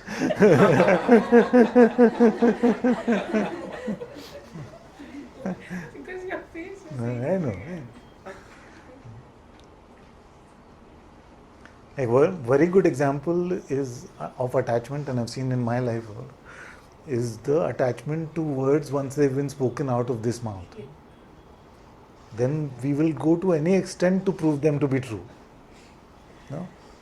Like, although our relationship with that construct may be just 10 minutes old, but if it has come out of our mouth once, then we will stand by it. Don't know, then it's like, why you are not seeing it like this? It is like this only. Like something happens, like we make a public claim about something, or even in our relationships, when something is like, we may not be bothered about something at all. I noticed this in my marriage, and I'm sure all of us notice this in our relationships, that it may be something which is not a topic, but once I've taken a stand about it, like words have been spoken about it, then it becomes a thing. Then I have to defend it. Then I have to own it.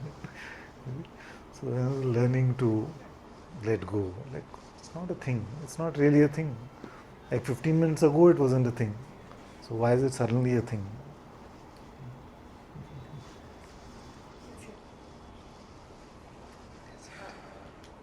Father, I wanted to ask something about focus prayer. Focus prayer. Uh, sometimes, no, Father,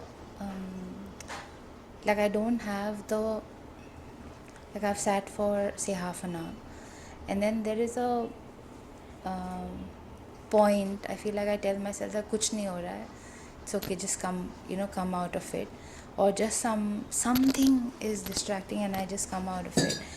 And it is like I feel, because you were also saying that, is there some point that I if I push through, then will it be different? Like I have to keep staying there more and more, because some days are it's grace, I can tell. I can't tell anything else, but I know that it's like there's a quality of some sort of, like you've left.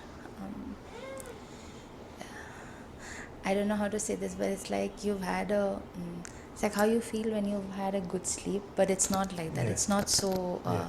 it's subtler, Yes. but it's pulled in like Yes. that.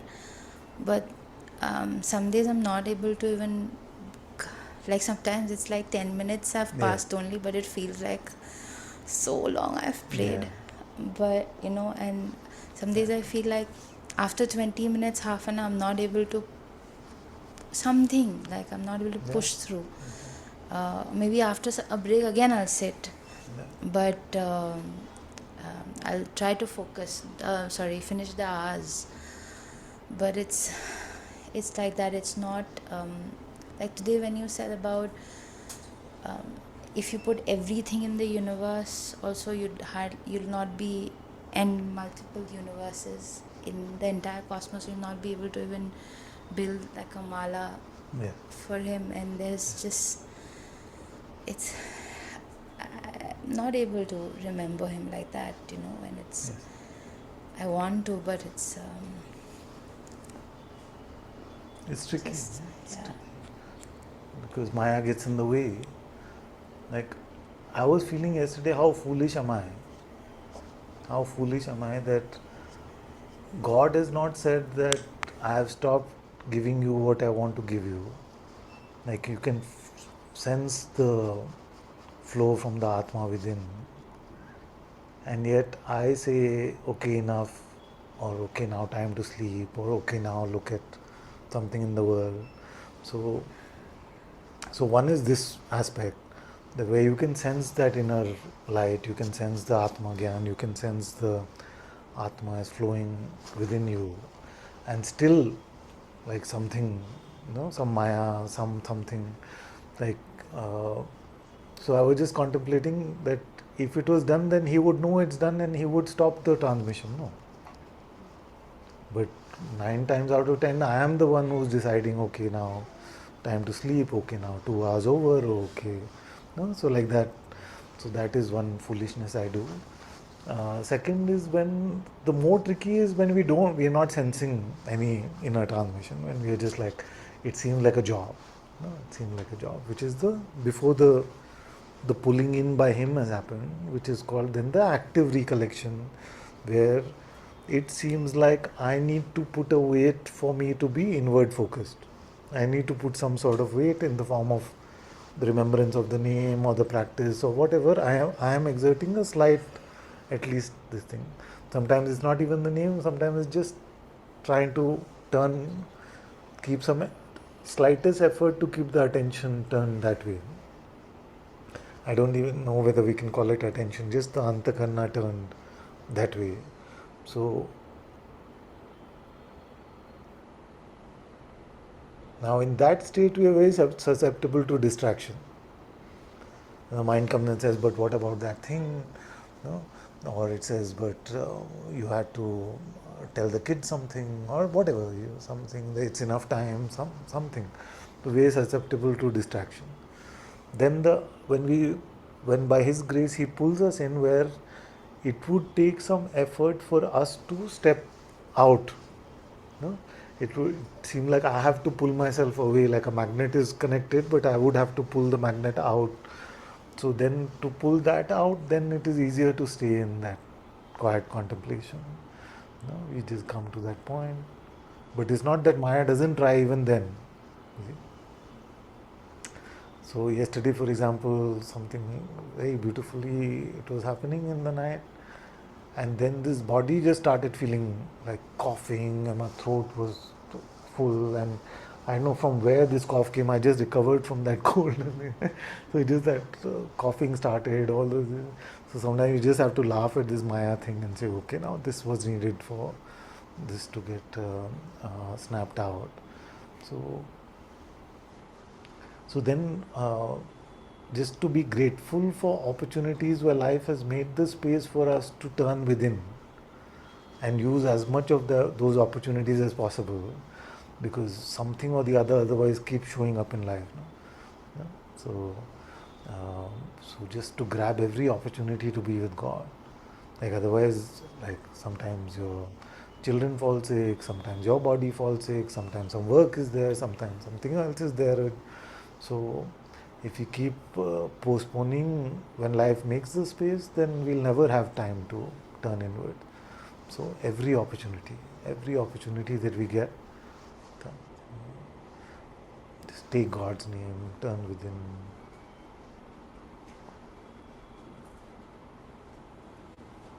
Like it's such a beautiful gift that the Atma does the work in my heart.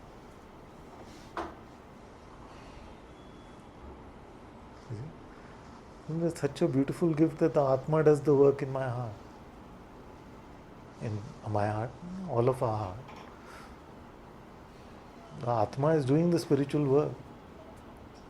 Can we all testify to that?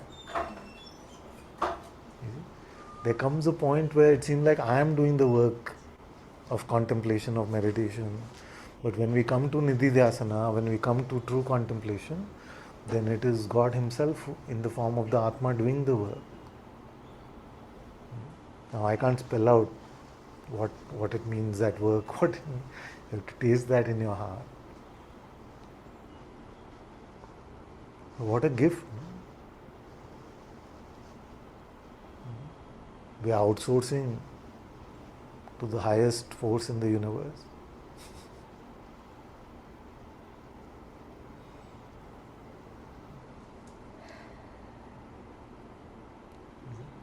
What is this Maya that pulls us away from such high potential things?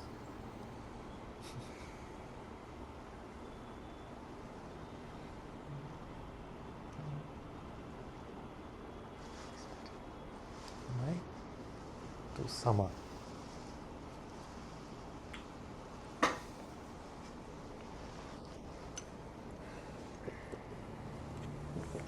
Father, for Bhagavad Gita notes में you had asked if we are living like avoiding pain and then you spoke about enduring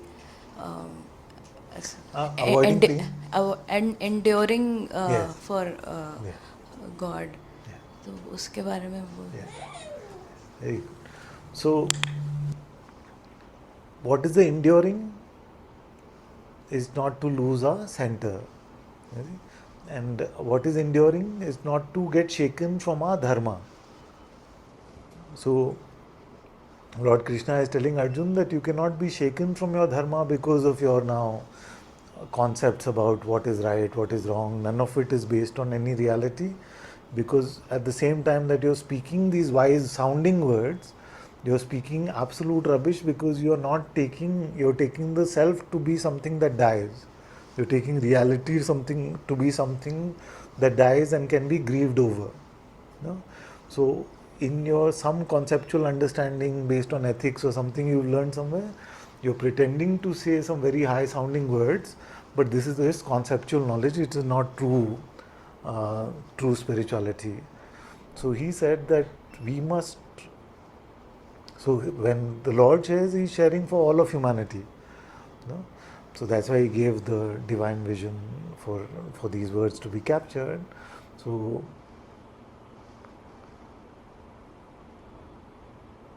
what is our dharma first? Our dharma is to follow God's will. That is our highest dharma. You see, Hukum Rajai Chalna, Nanak Likhya Na. So that is what the path we are meant to walk.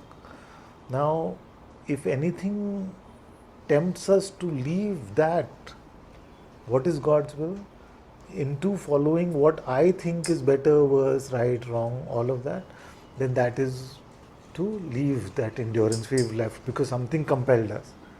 You see? So that's why these stories of Raghukul Riti Sada Chali Aayi, no? So God's will is such that it gives that strength for it to be followed, and yet the world resists that. No, you see, Ramji could have easily said, "No, I'm not going. Just because you gave some promise to this woman so many years back, why should I leave my kingdom and go?" You see? So he set an example of not being shaken by worldly situations. So to endure, but in our context, I would say that there are so many things that come on a daily basis that keep us away from God's presence, from keep us away from remembering His name. And if we feel like that is what our path is, then we should not be shaken from that, given whatever the world throws at us. We should remain on our path of dharma. We should remain on our path of self-discovery, of Atma Darshan, of Ishwar Prapti, in spite of whatever the world throws at you. So we must endure. Now, this again, like everything, there are many layers to it. Like we were saying, sometimes, suppose you said something very irritating and some anger was coming here and something wanted to lash out, to just endure the heat of that without lashing out, without giving in to the lower tendencies. That is also part of the enduring. To not lose our steadiness, like we were talking earlier, to not lose our steadiness even in the face of provocation, either good or bad. See, a lot of kids these days, for example, get into peer pressure. Friends are smoking and drinking, so they feel like we must also, otherwise we won't fit in. So that's also enduring. So the child who's able to stand strong in his or her heart and his or her values, that's also enduring, because you endure that social pressure. And so to endure all of these mayas, constructs and pressures, to stay what is true to your heart, that is one level of enduring. But in our case, I would say that since we are in satsang, whatever your path is, to endure on that path, not get shaken because something happens in the world, husband says this, somebody else says that, this happens, boss says like that at work, to just endure as much as we can. That is called tapasya. So this tapasya, the heat, taking the heat of that situation, is purifying for the antakarna, purifying in the way that it makes us fertile for atma darshan. So then there may come a point that when the heat is on in the world kitchen, then we use that as an opportunity to endure. You see, we are open to that opportunity to endure. And in that tapasya, our pride is burnt, our other conditions are burnt very deeply. Our pride, most importantly, is burnt. Like one condition I have is that I have trouble bearing an insult. Like a few years back, though, if somebody insulted me, I'm like, I don't know what, my Western UP blood would start activating very fast. But now it's a little better, but still I wouldn't say I'm very good with bearing insult, because there's this whole condition about, but I am so nice to everyone, then why should I be? So this kind of nonsense. The pride is still at play. So then I have to learn to bear those situations and respond only from my heart, only respond from God's will. That is part of the enduring. So all of us have our things that still poke us. No? So I was saying to one of you, I don't know who I was saying to, that Maya has given at least one or two agents in everybody's life. No? And their job is to pull us into anger, irritation, temptation, all of these things. You know, either pleasure seeming or pain creating, either way. But our job is to endure in God's light and to respond from there, not react from our mind, to respond from God's will. got a sense. Father, ऐसे situation में कई बार the only thing I can do is chant the name and That's a very high thing. So many times I've noticed all of you saying, but the only thing it's a very high thing. You see? And it takes a lot of maturity even to come to that point.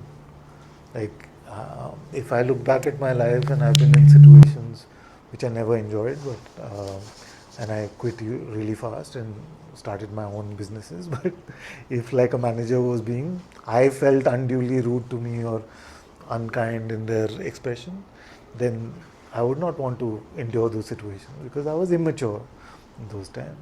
But if in those situations I remembered to return to God's name, that would be a very high maturity. That's good.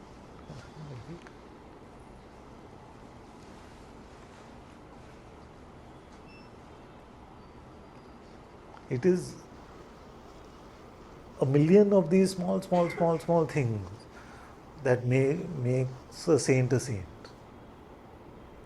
You don't have to do big things. Just a million temptations to get into anger, stay with God, remember His name. Like Saint Nectarius in the movie, they came to search his monastery and they made all kinds of accusations against this pure saint. And they pushed him and they pushed his children, and he just pointed up. I'm not going to react because God is watching, his justice will be done.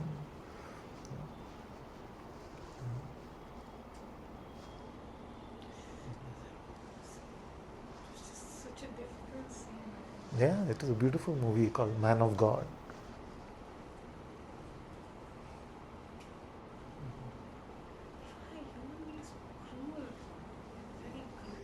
We have to start with ourselves. I know, I'm just saying, human beings are so Yeah. cruel. We have to be the change we want to see in the world.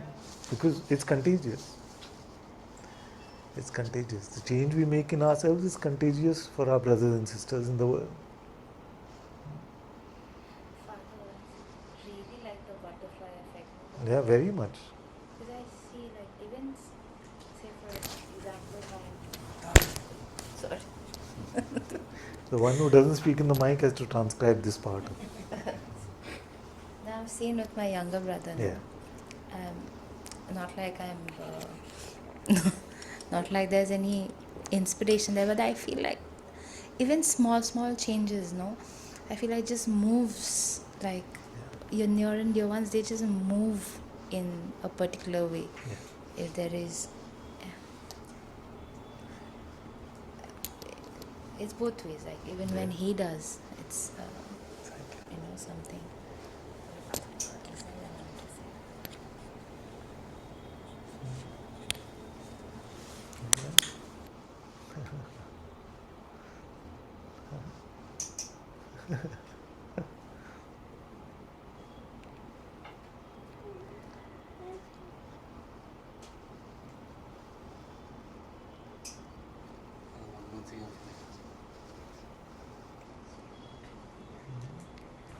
Like when you talk about layers of the Antakarna, sometimes it feels like this is the 8th floor, then you go to the floor below, you see only thoughts, then you go below, you see only emotions.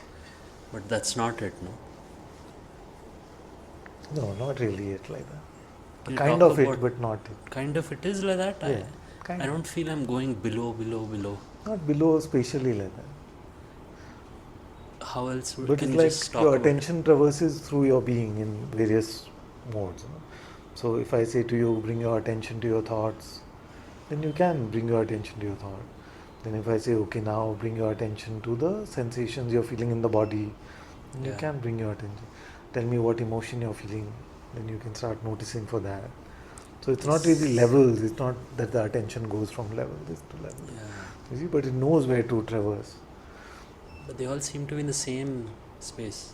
It is all in the same space. It is all in the same space, and yet we have the ability to narrow Distinguish. down. Isn't it? You don't go to a different Okay, place. what is the emotion you're feeling right now? Nothing. Huh? So you went somewhere and checked. Yeah, it's not. What are you feeling? What sensation are you feeling in the body? My feet on the floor. Check. Yeah. Bus?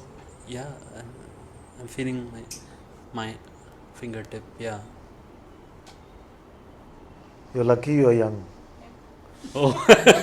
By the time you're my age, if I look for sensation, there's always some ache on this knee, some this thing, this one, some soreness in this one.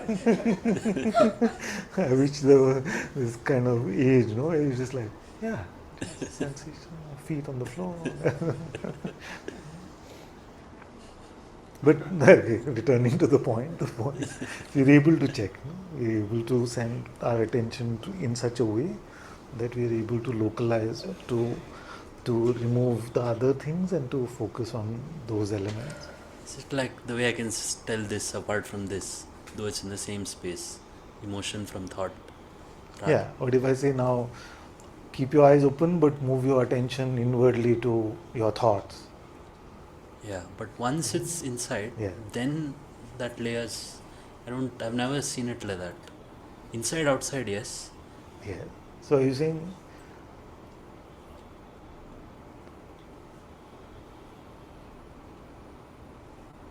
if you were to report on the language of every thought,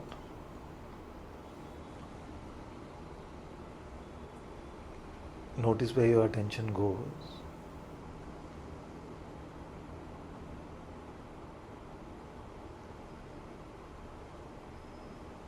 I feel they're in the same space.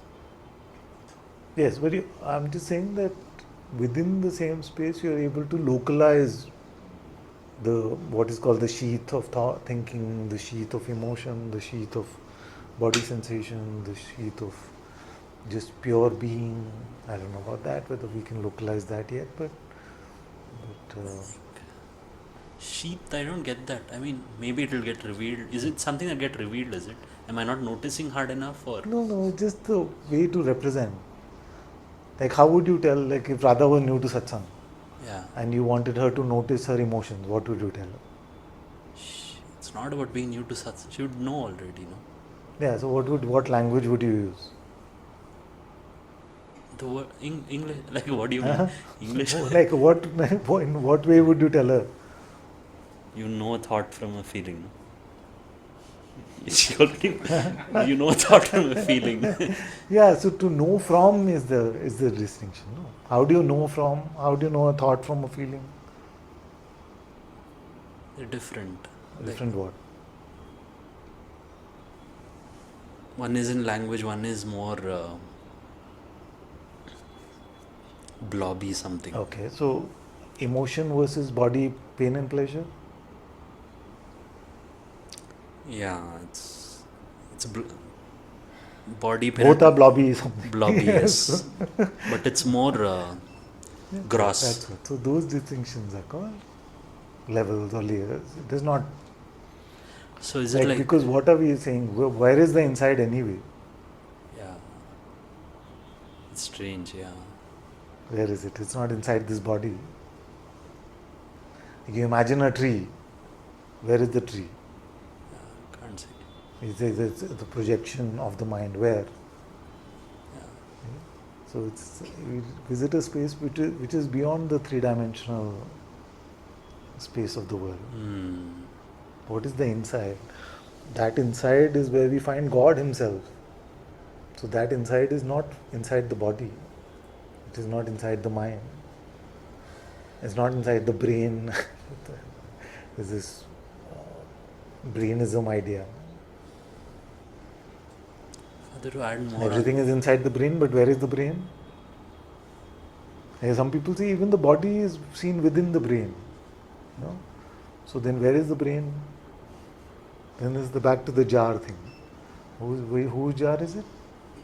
Somebody's jar. No? Whose jar? Vat in a jar. Huh? Vat in a jar. Brain in a jar. vat. It is also called somebody's jar. No? Huh? Boltzmann's brain. Boltzmann's brain. Boltzmann's brain. Okay, maybe that. So anyway, that's not the point. So So we have to stay away from these ideas of things which we are not intuitively getting a sense that they are like that. Talking about the brainism thing. Okay.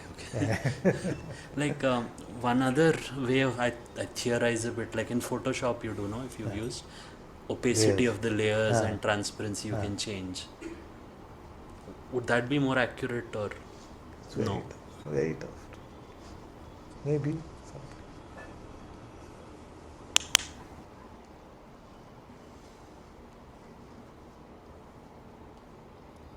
You see? But in all of this, don't forget the key point, that He is there.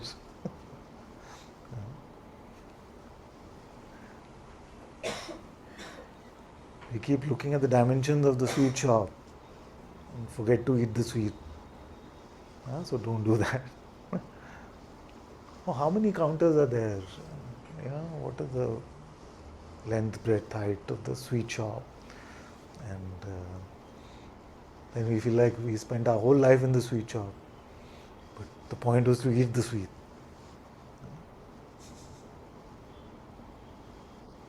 To eat God. Because if you don't eat God in this life, it's a zombie life.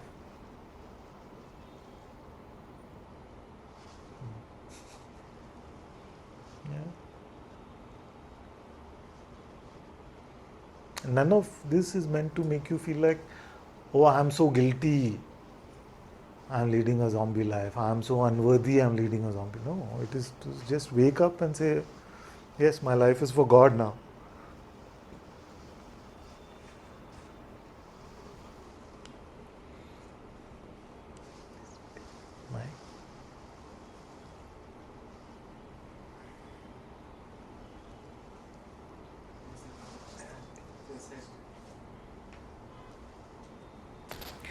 Further, you said God is a watcher.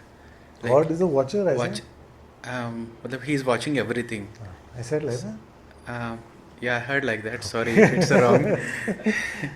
Pure So witnessing himself. It felt like he's a CC camera of entire universe. Could you please throw some more light on that further? Yeah, thank you. So there is sight, sound, taste, touch, smell. These senses are there. Internally, we may have some other faculties as well. So the witnessing of sight is not seeing. Although we may call it recognition or seeing, capital S. So awareness is not sight, sound, touch, taste, smell. Many times what happens is when we speak of awareness, because we're used to attentiveness in our waking state, awareness is taken to be attentiveness. Like Yogesh and we were speaking about this a few weeks back, that how awareness and attentiveness are confused, because for most of our lives we feel like we don't have access to that pure witnessing.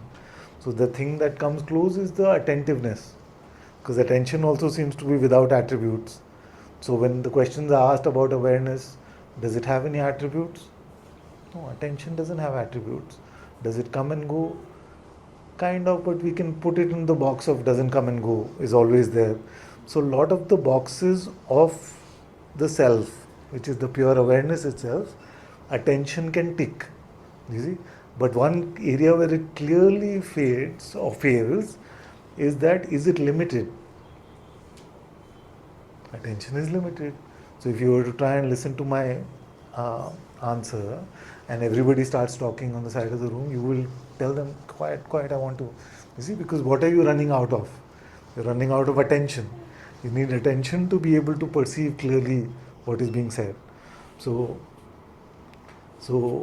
like if you close your eyes now and try to imagine a picture of a tree in your imagination and hear these words, you see, you will notice that either the words have to become a little unclear or the tree has to be a bit blurry. But if you had unlimited attention, you could imagine the tree also in full high resolution and you could hear the words also clearly. But attention is limited. You see? So perception is a functioning of attention. You see? sight, sound, taste, touch, smell is all a functioning of attention. Awareness is the backdrop. In a way, we can say that attention is reporting back to awareness, but it is not changing. You see? So, one question to ask is that if you send your attention from thought to emotion to sensation, like we were doing, who witnesses the changing of the attention from here to there to there? Is that also changing? You see, that unchanging is the watcher, the capital W witnessing, or the awareness itself. Because even though the changing movements of attention and perception, it remains unchanged. So deep sleep, I think the attention and Attention is gone, but awareness is not. yeah, I mean, Remember how much we used to talk about this topic? Like I used to keep saying, how do you know there is a state called deep sleep? You say that many used to say in those days that even I go away. Like even I am not there in sleep state. Then how do you know there is a state called sleep? Yeah. So if I said to you every night you go into Super Mario Turiya state, you say no, I don't go to any. You see, so you know. But if I say you don't go to sleep every night, you say no, I go to sleep every night. You see, but I say which part of you is able to report on deep sleep? No part of you, like no empirical part of you, no phenomenal part of you. You see, so only the most primal, the pure witnessing itself, the pure awareness itself remains, and that that is the beauty of deep sleep. Like it's a replica of Nirvikalpa Samadhi every night. Replica, not the same. so the I am is also Even the I am, though, we may say, like sometimes we may say that a very thin sense of I am still is there, or it's a spectrum which fades away depending on how deep the sleep is.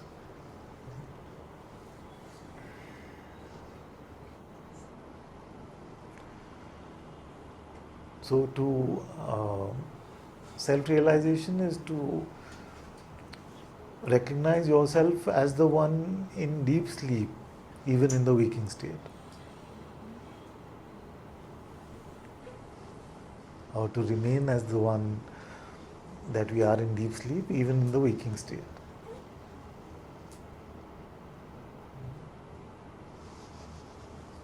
My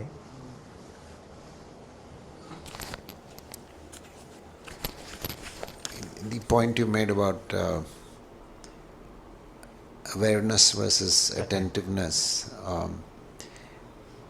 which always brings up the question of can you ever experience not being the little self, which means can you actually get out of your own head? yeah.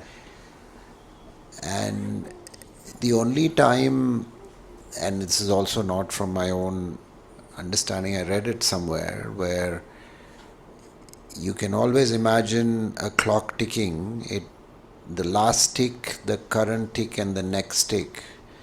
The last and the next are objects of your imagination, while the current tick, which means anytime I'm in this exact second, just looking at you, feeling everything, that might be the only time I'm actually experiencing that. Is that the right way to think about it?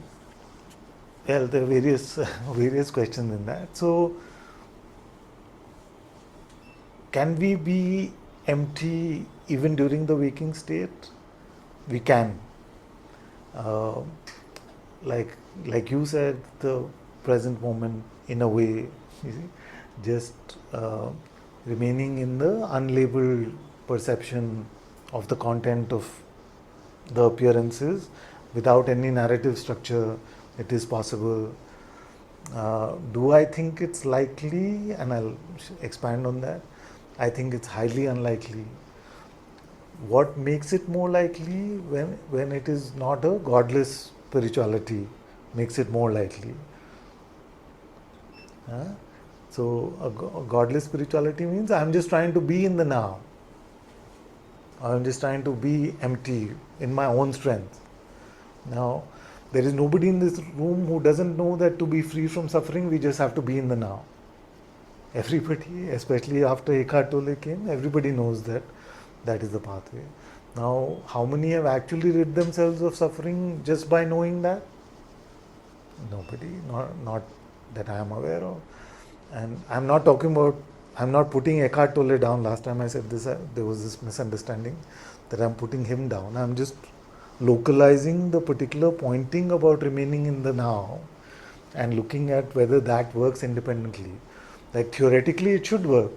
It seems like a simple enough instruction, just be in the now, now. You see, so many years in satsang I just spent clicking like that, just be like now. You see? Then more and more it became apparent to me that without the anchor of love for God, without the anchor of God's presence in our heart, to remain just organically empty or in the moment is I would say next to impossible for most of us. Some Zen masters may disagree with me, but in my experience, when we are inward facing, in God's presence, in the sense I am, then it's very organic to remain just now. Right. So but the point, the word you're using is also presence, God's presence. So I think the whole discussion today, which I really resonated with about, you leave here, you go to work, you go somewhere, somebody in your house says something where, what are you talking about these days? Exactly. I think in any of that, even then, the only time you can come back to center is in that moment with that presence. Yes. Otherwise, it's one more story, and exactly. You're chasing that. Exactly. And that's why this sounds very confusing to many when I say it, but I have to say that when we are being empty, then we are not being empty. Because there's still traces of the one being empty there. You see? The only remaining empty is to remain in God's presence.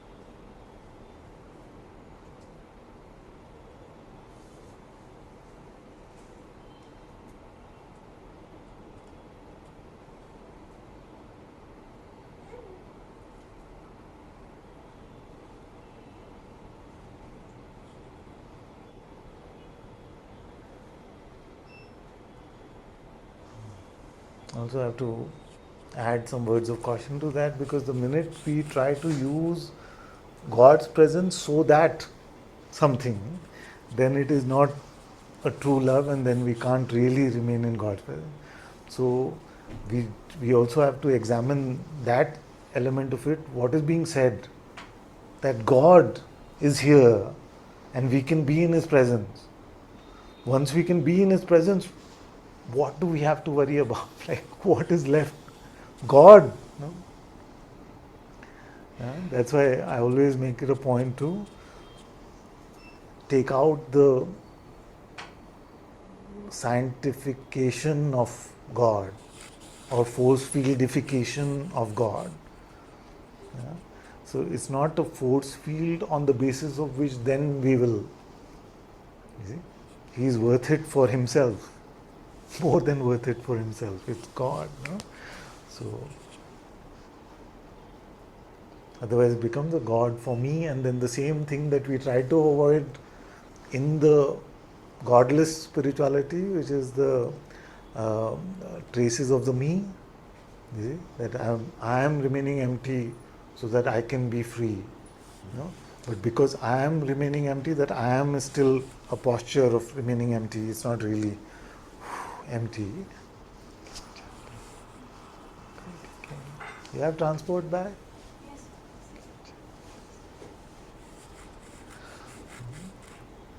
So the posture of remaining empty can pose as if it is empty, but it's still got the posture element to it.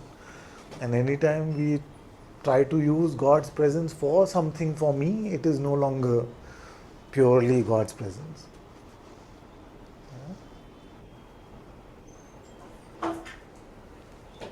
Like, getting God, what else do we need? And this sounds absurd to say.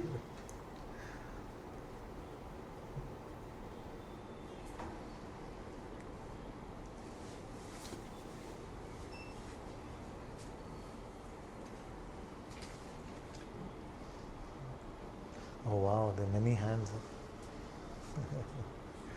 Can I go to someone I'm not spoken to first? I see Roop. Roop's hand is up. Roop, are you here?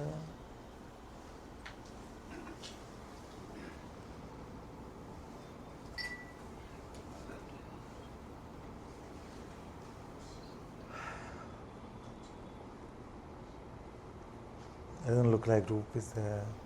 We see only the Nirguna Roop, not the Saguna Roop.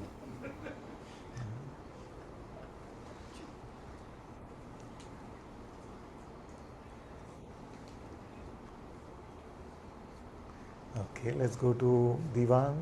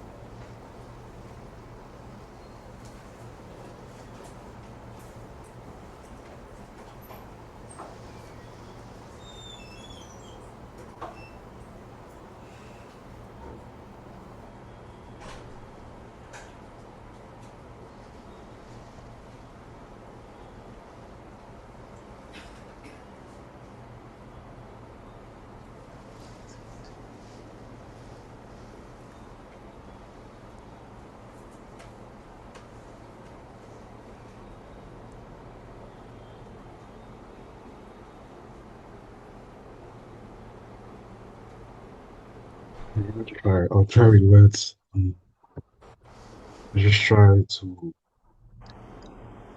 I know I'll never be able to thank you enough. I'll never be able to. My human words always fail. They always fail. But this is the most I can do is to just thank you. Because there's so much power that is here in this place. There's just so much grace and power that is here that is just like in the spirit. You just know that there's so much blessings and grace that is flowing. And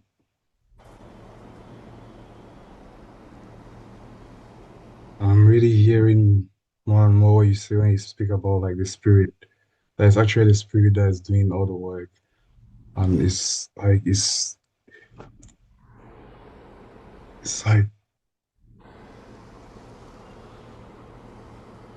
and the mercy of God is just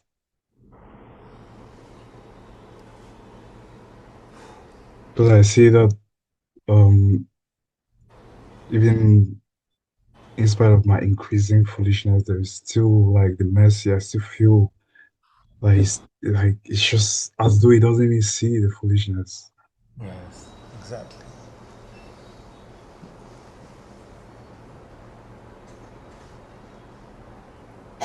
Sometimes I just feel like so unworthy of this grace and this continuous showering of blessings, and even to be able to be even here, to be able to hear what you speak and to testify to the truth of it. And that is only the spirit that is able to do it. I'm very much aware that any effort or intellectual capacity cannot understand what you speak. Yes. It's very clear. And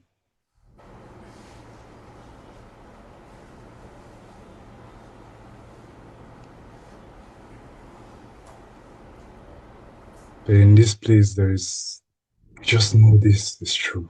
I don't know how to explain it. Like here, you just know, it's just like something just knows it's true. Like it's not, it's like you're not really involved in the same way.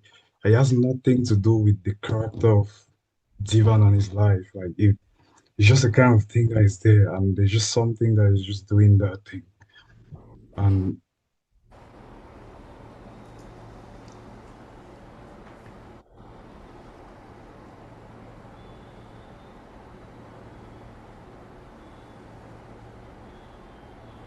I'm very grateful to the Holy Spirit,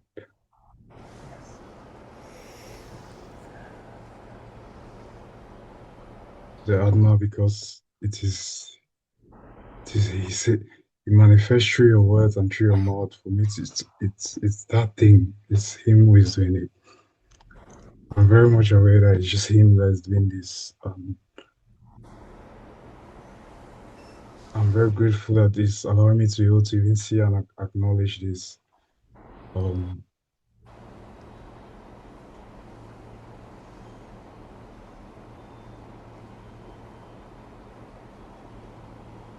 it's undeniable, Master. It's just undeniable. Like the power of the Spirit. It's just undeniable. And I'm very much seeing as well that in terms of the human expression, like it's so much limited that even when I hear the words coming, even if they're baptized by the Spirit, like the instrument is so limited. And the most I can do is just open up to it, to just allow it to speak and to just honor it as much as I can.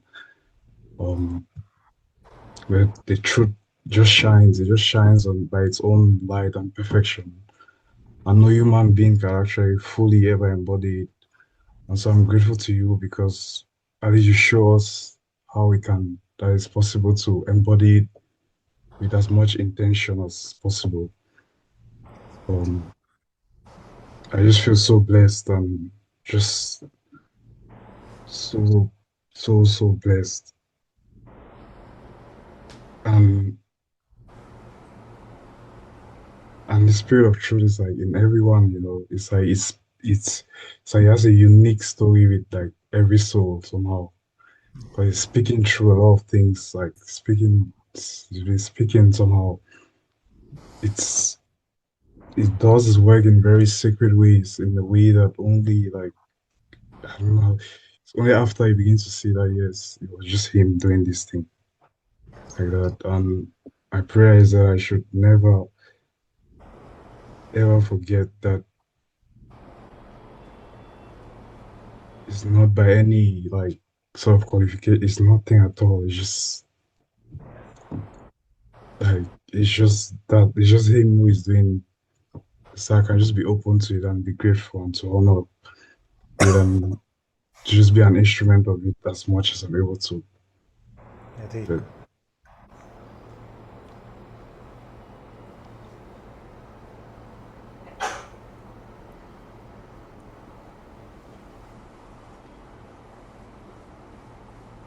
I understand like how it's like I don't see the nonsense. I don't understand this thing.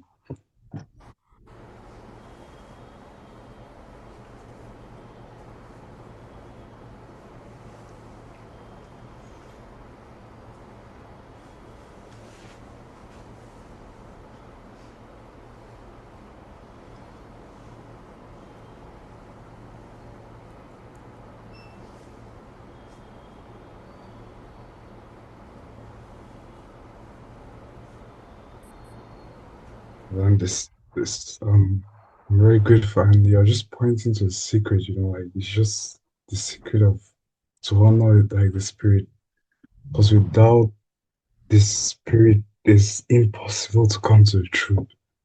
That's why he said that I am the way, the truth, and the life. No one comes Yeah. to the Father except through me. He was speaking on. It's not a personal statement or a religious statement. Speaking about this thing. Yes. Yes.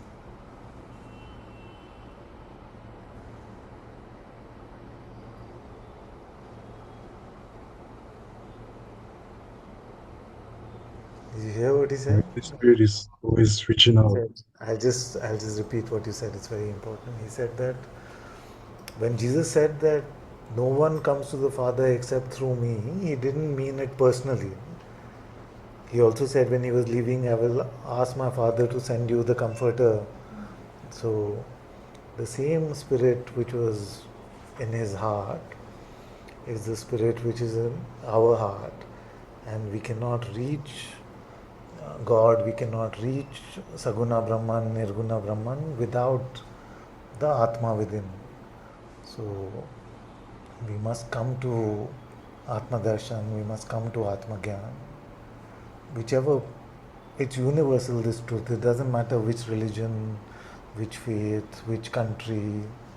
This truth is unchanging. And those who have sought the truth, have sought God throughout the centuries, all have pointed to the same truth. So, thank you. Thank you for sharing that.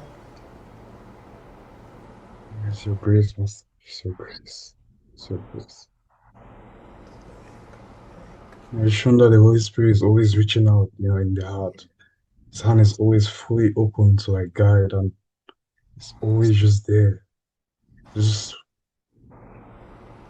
it's like so much power, like in just intending to. Because only the full emptying, I don't feel like any human being can do it. But in that spirit, in the spirit, you can undress yourself of you, and that's the most like holiest place somehow. And you're continuously pointing. I'm seeing how you're just continuously trying to point at this, continuously, tirelessly trying to point at this, using different parts, using different tools to point to this, the different temperaments of the beings. And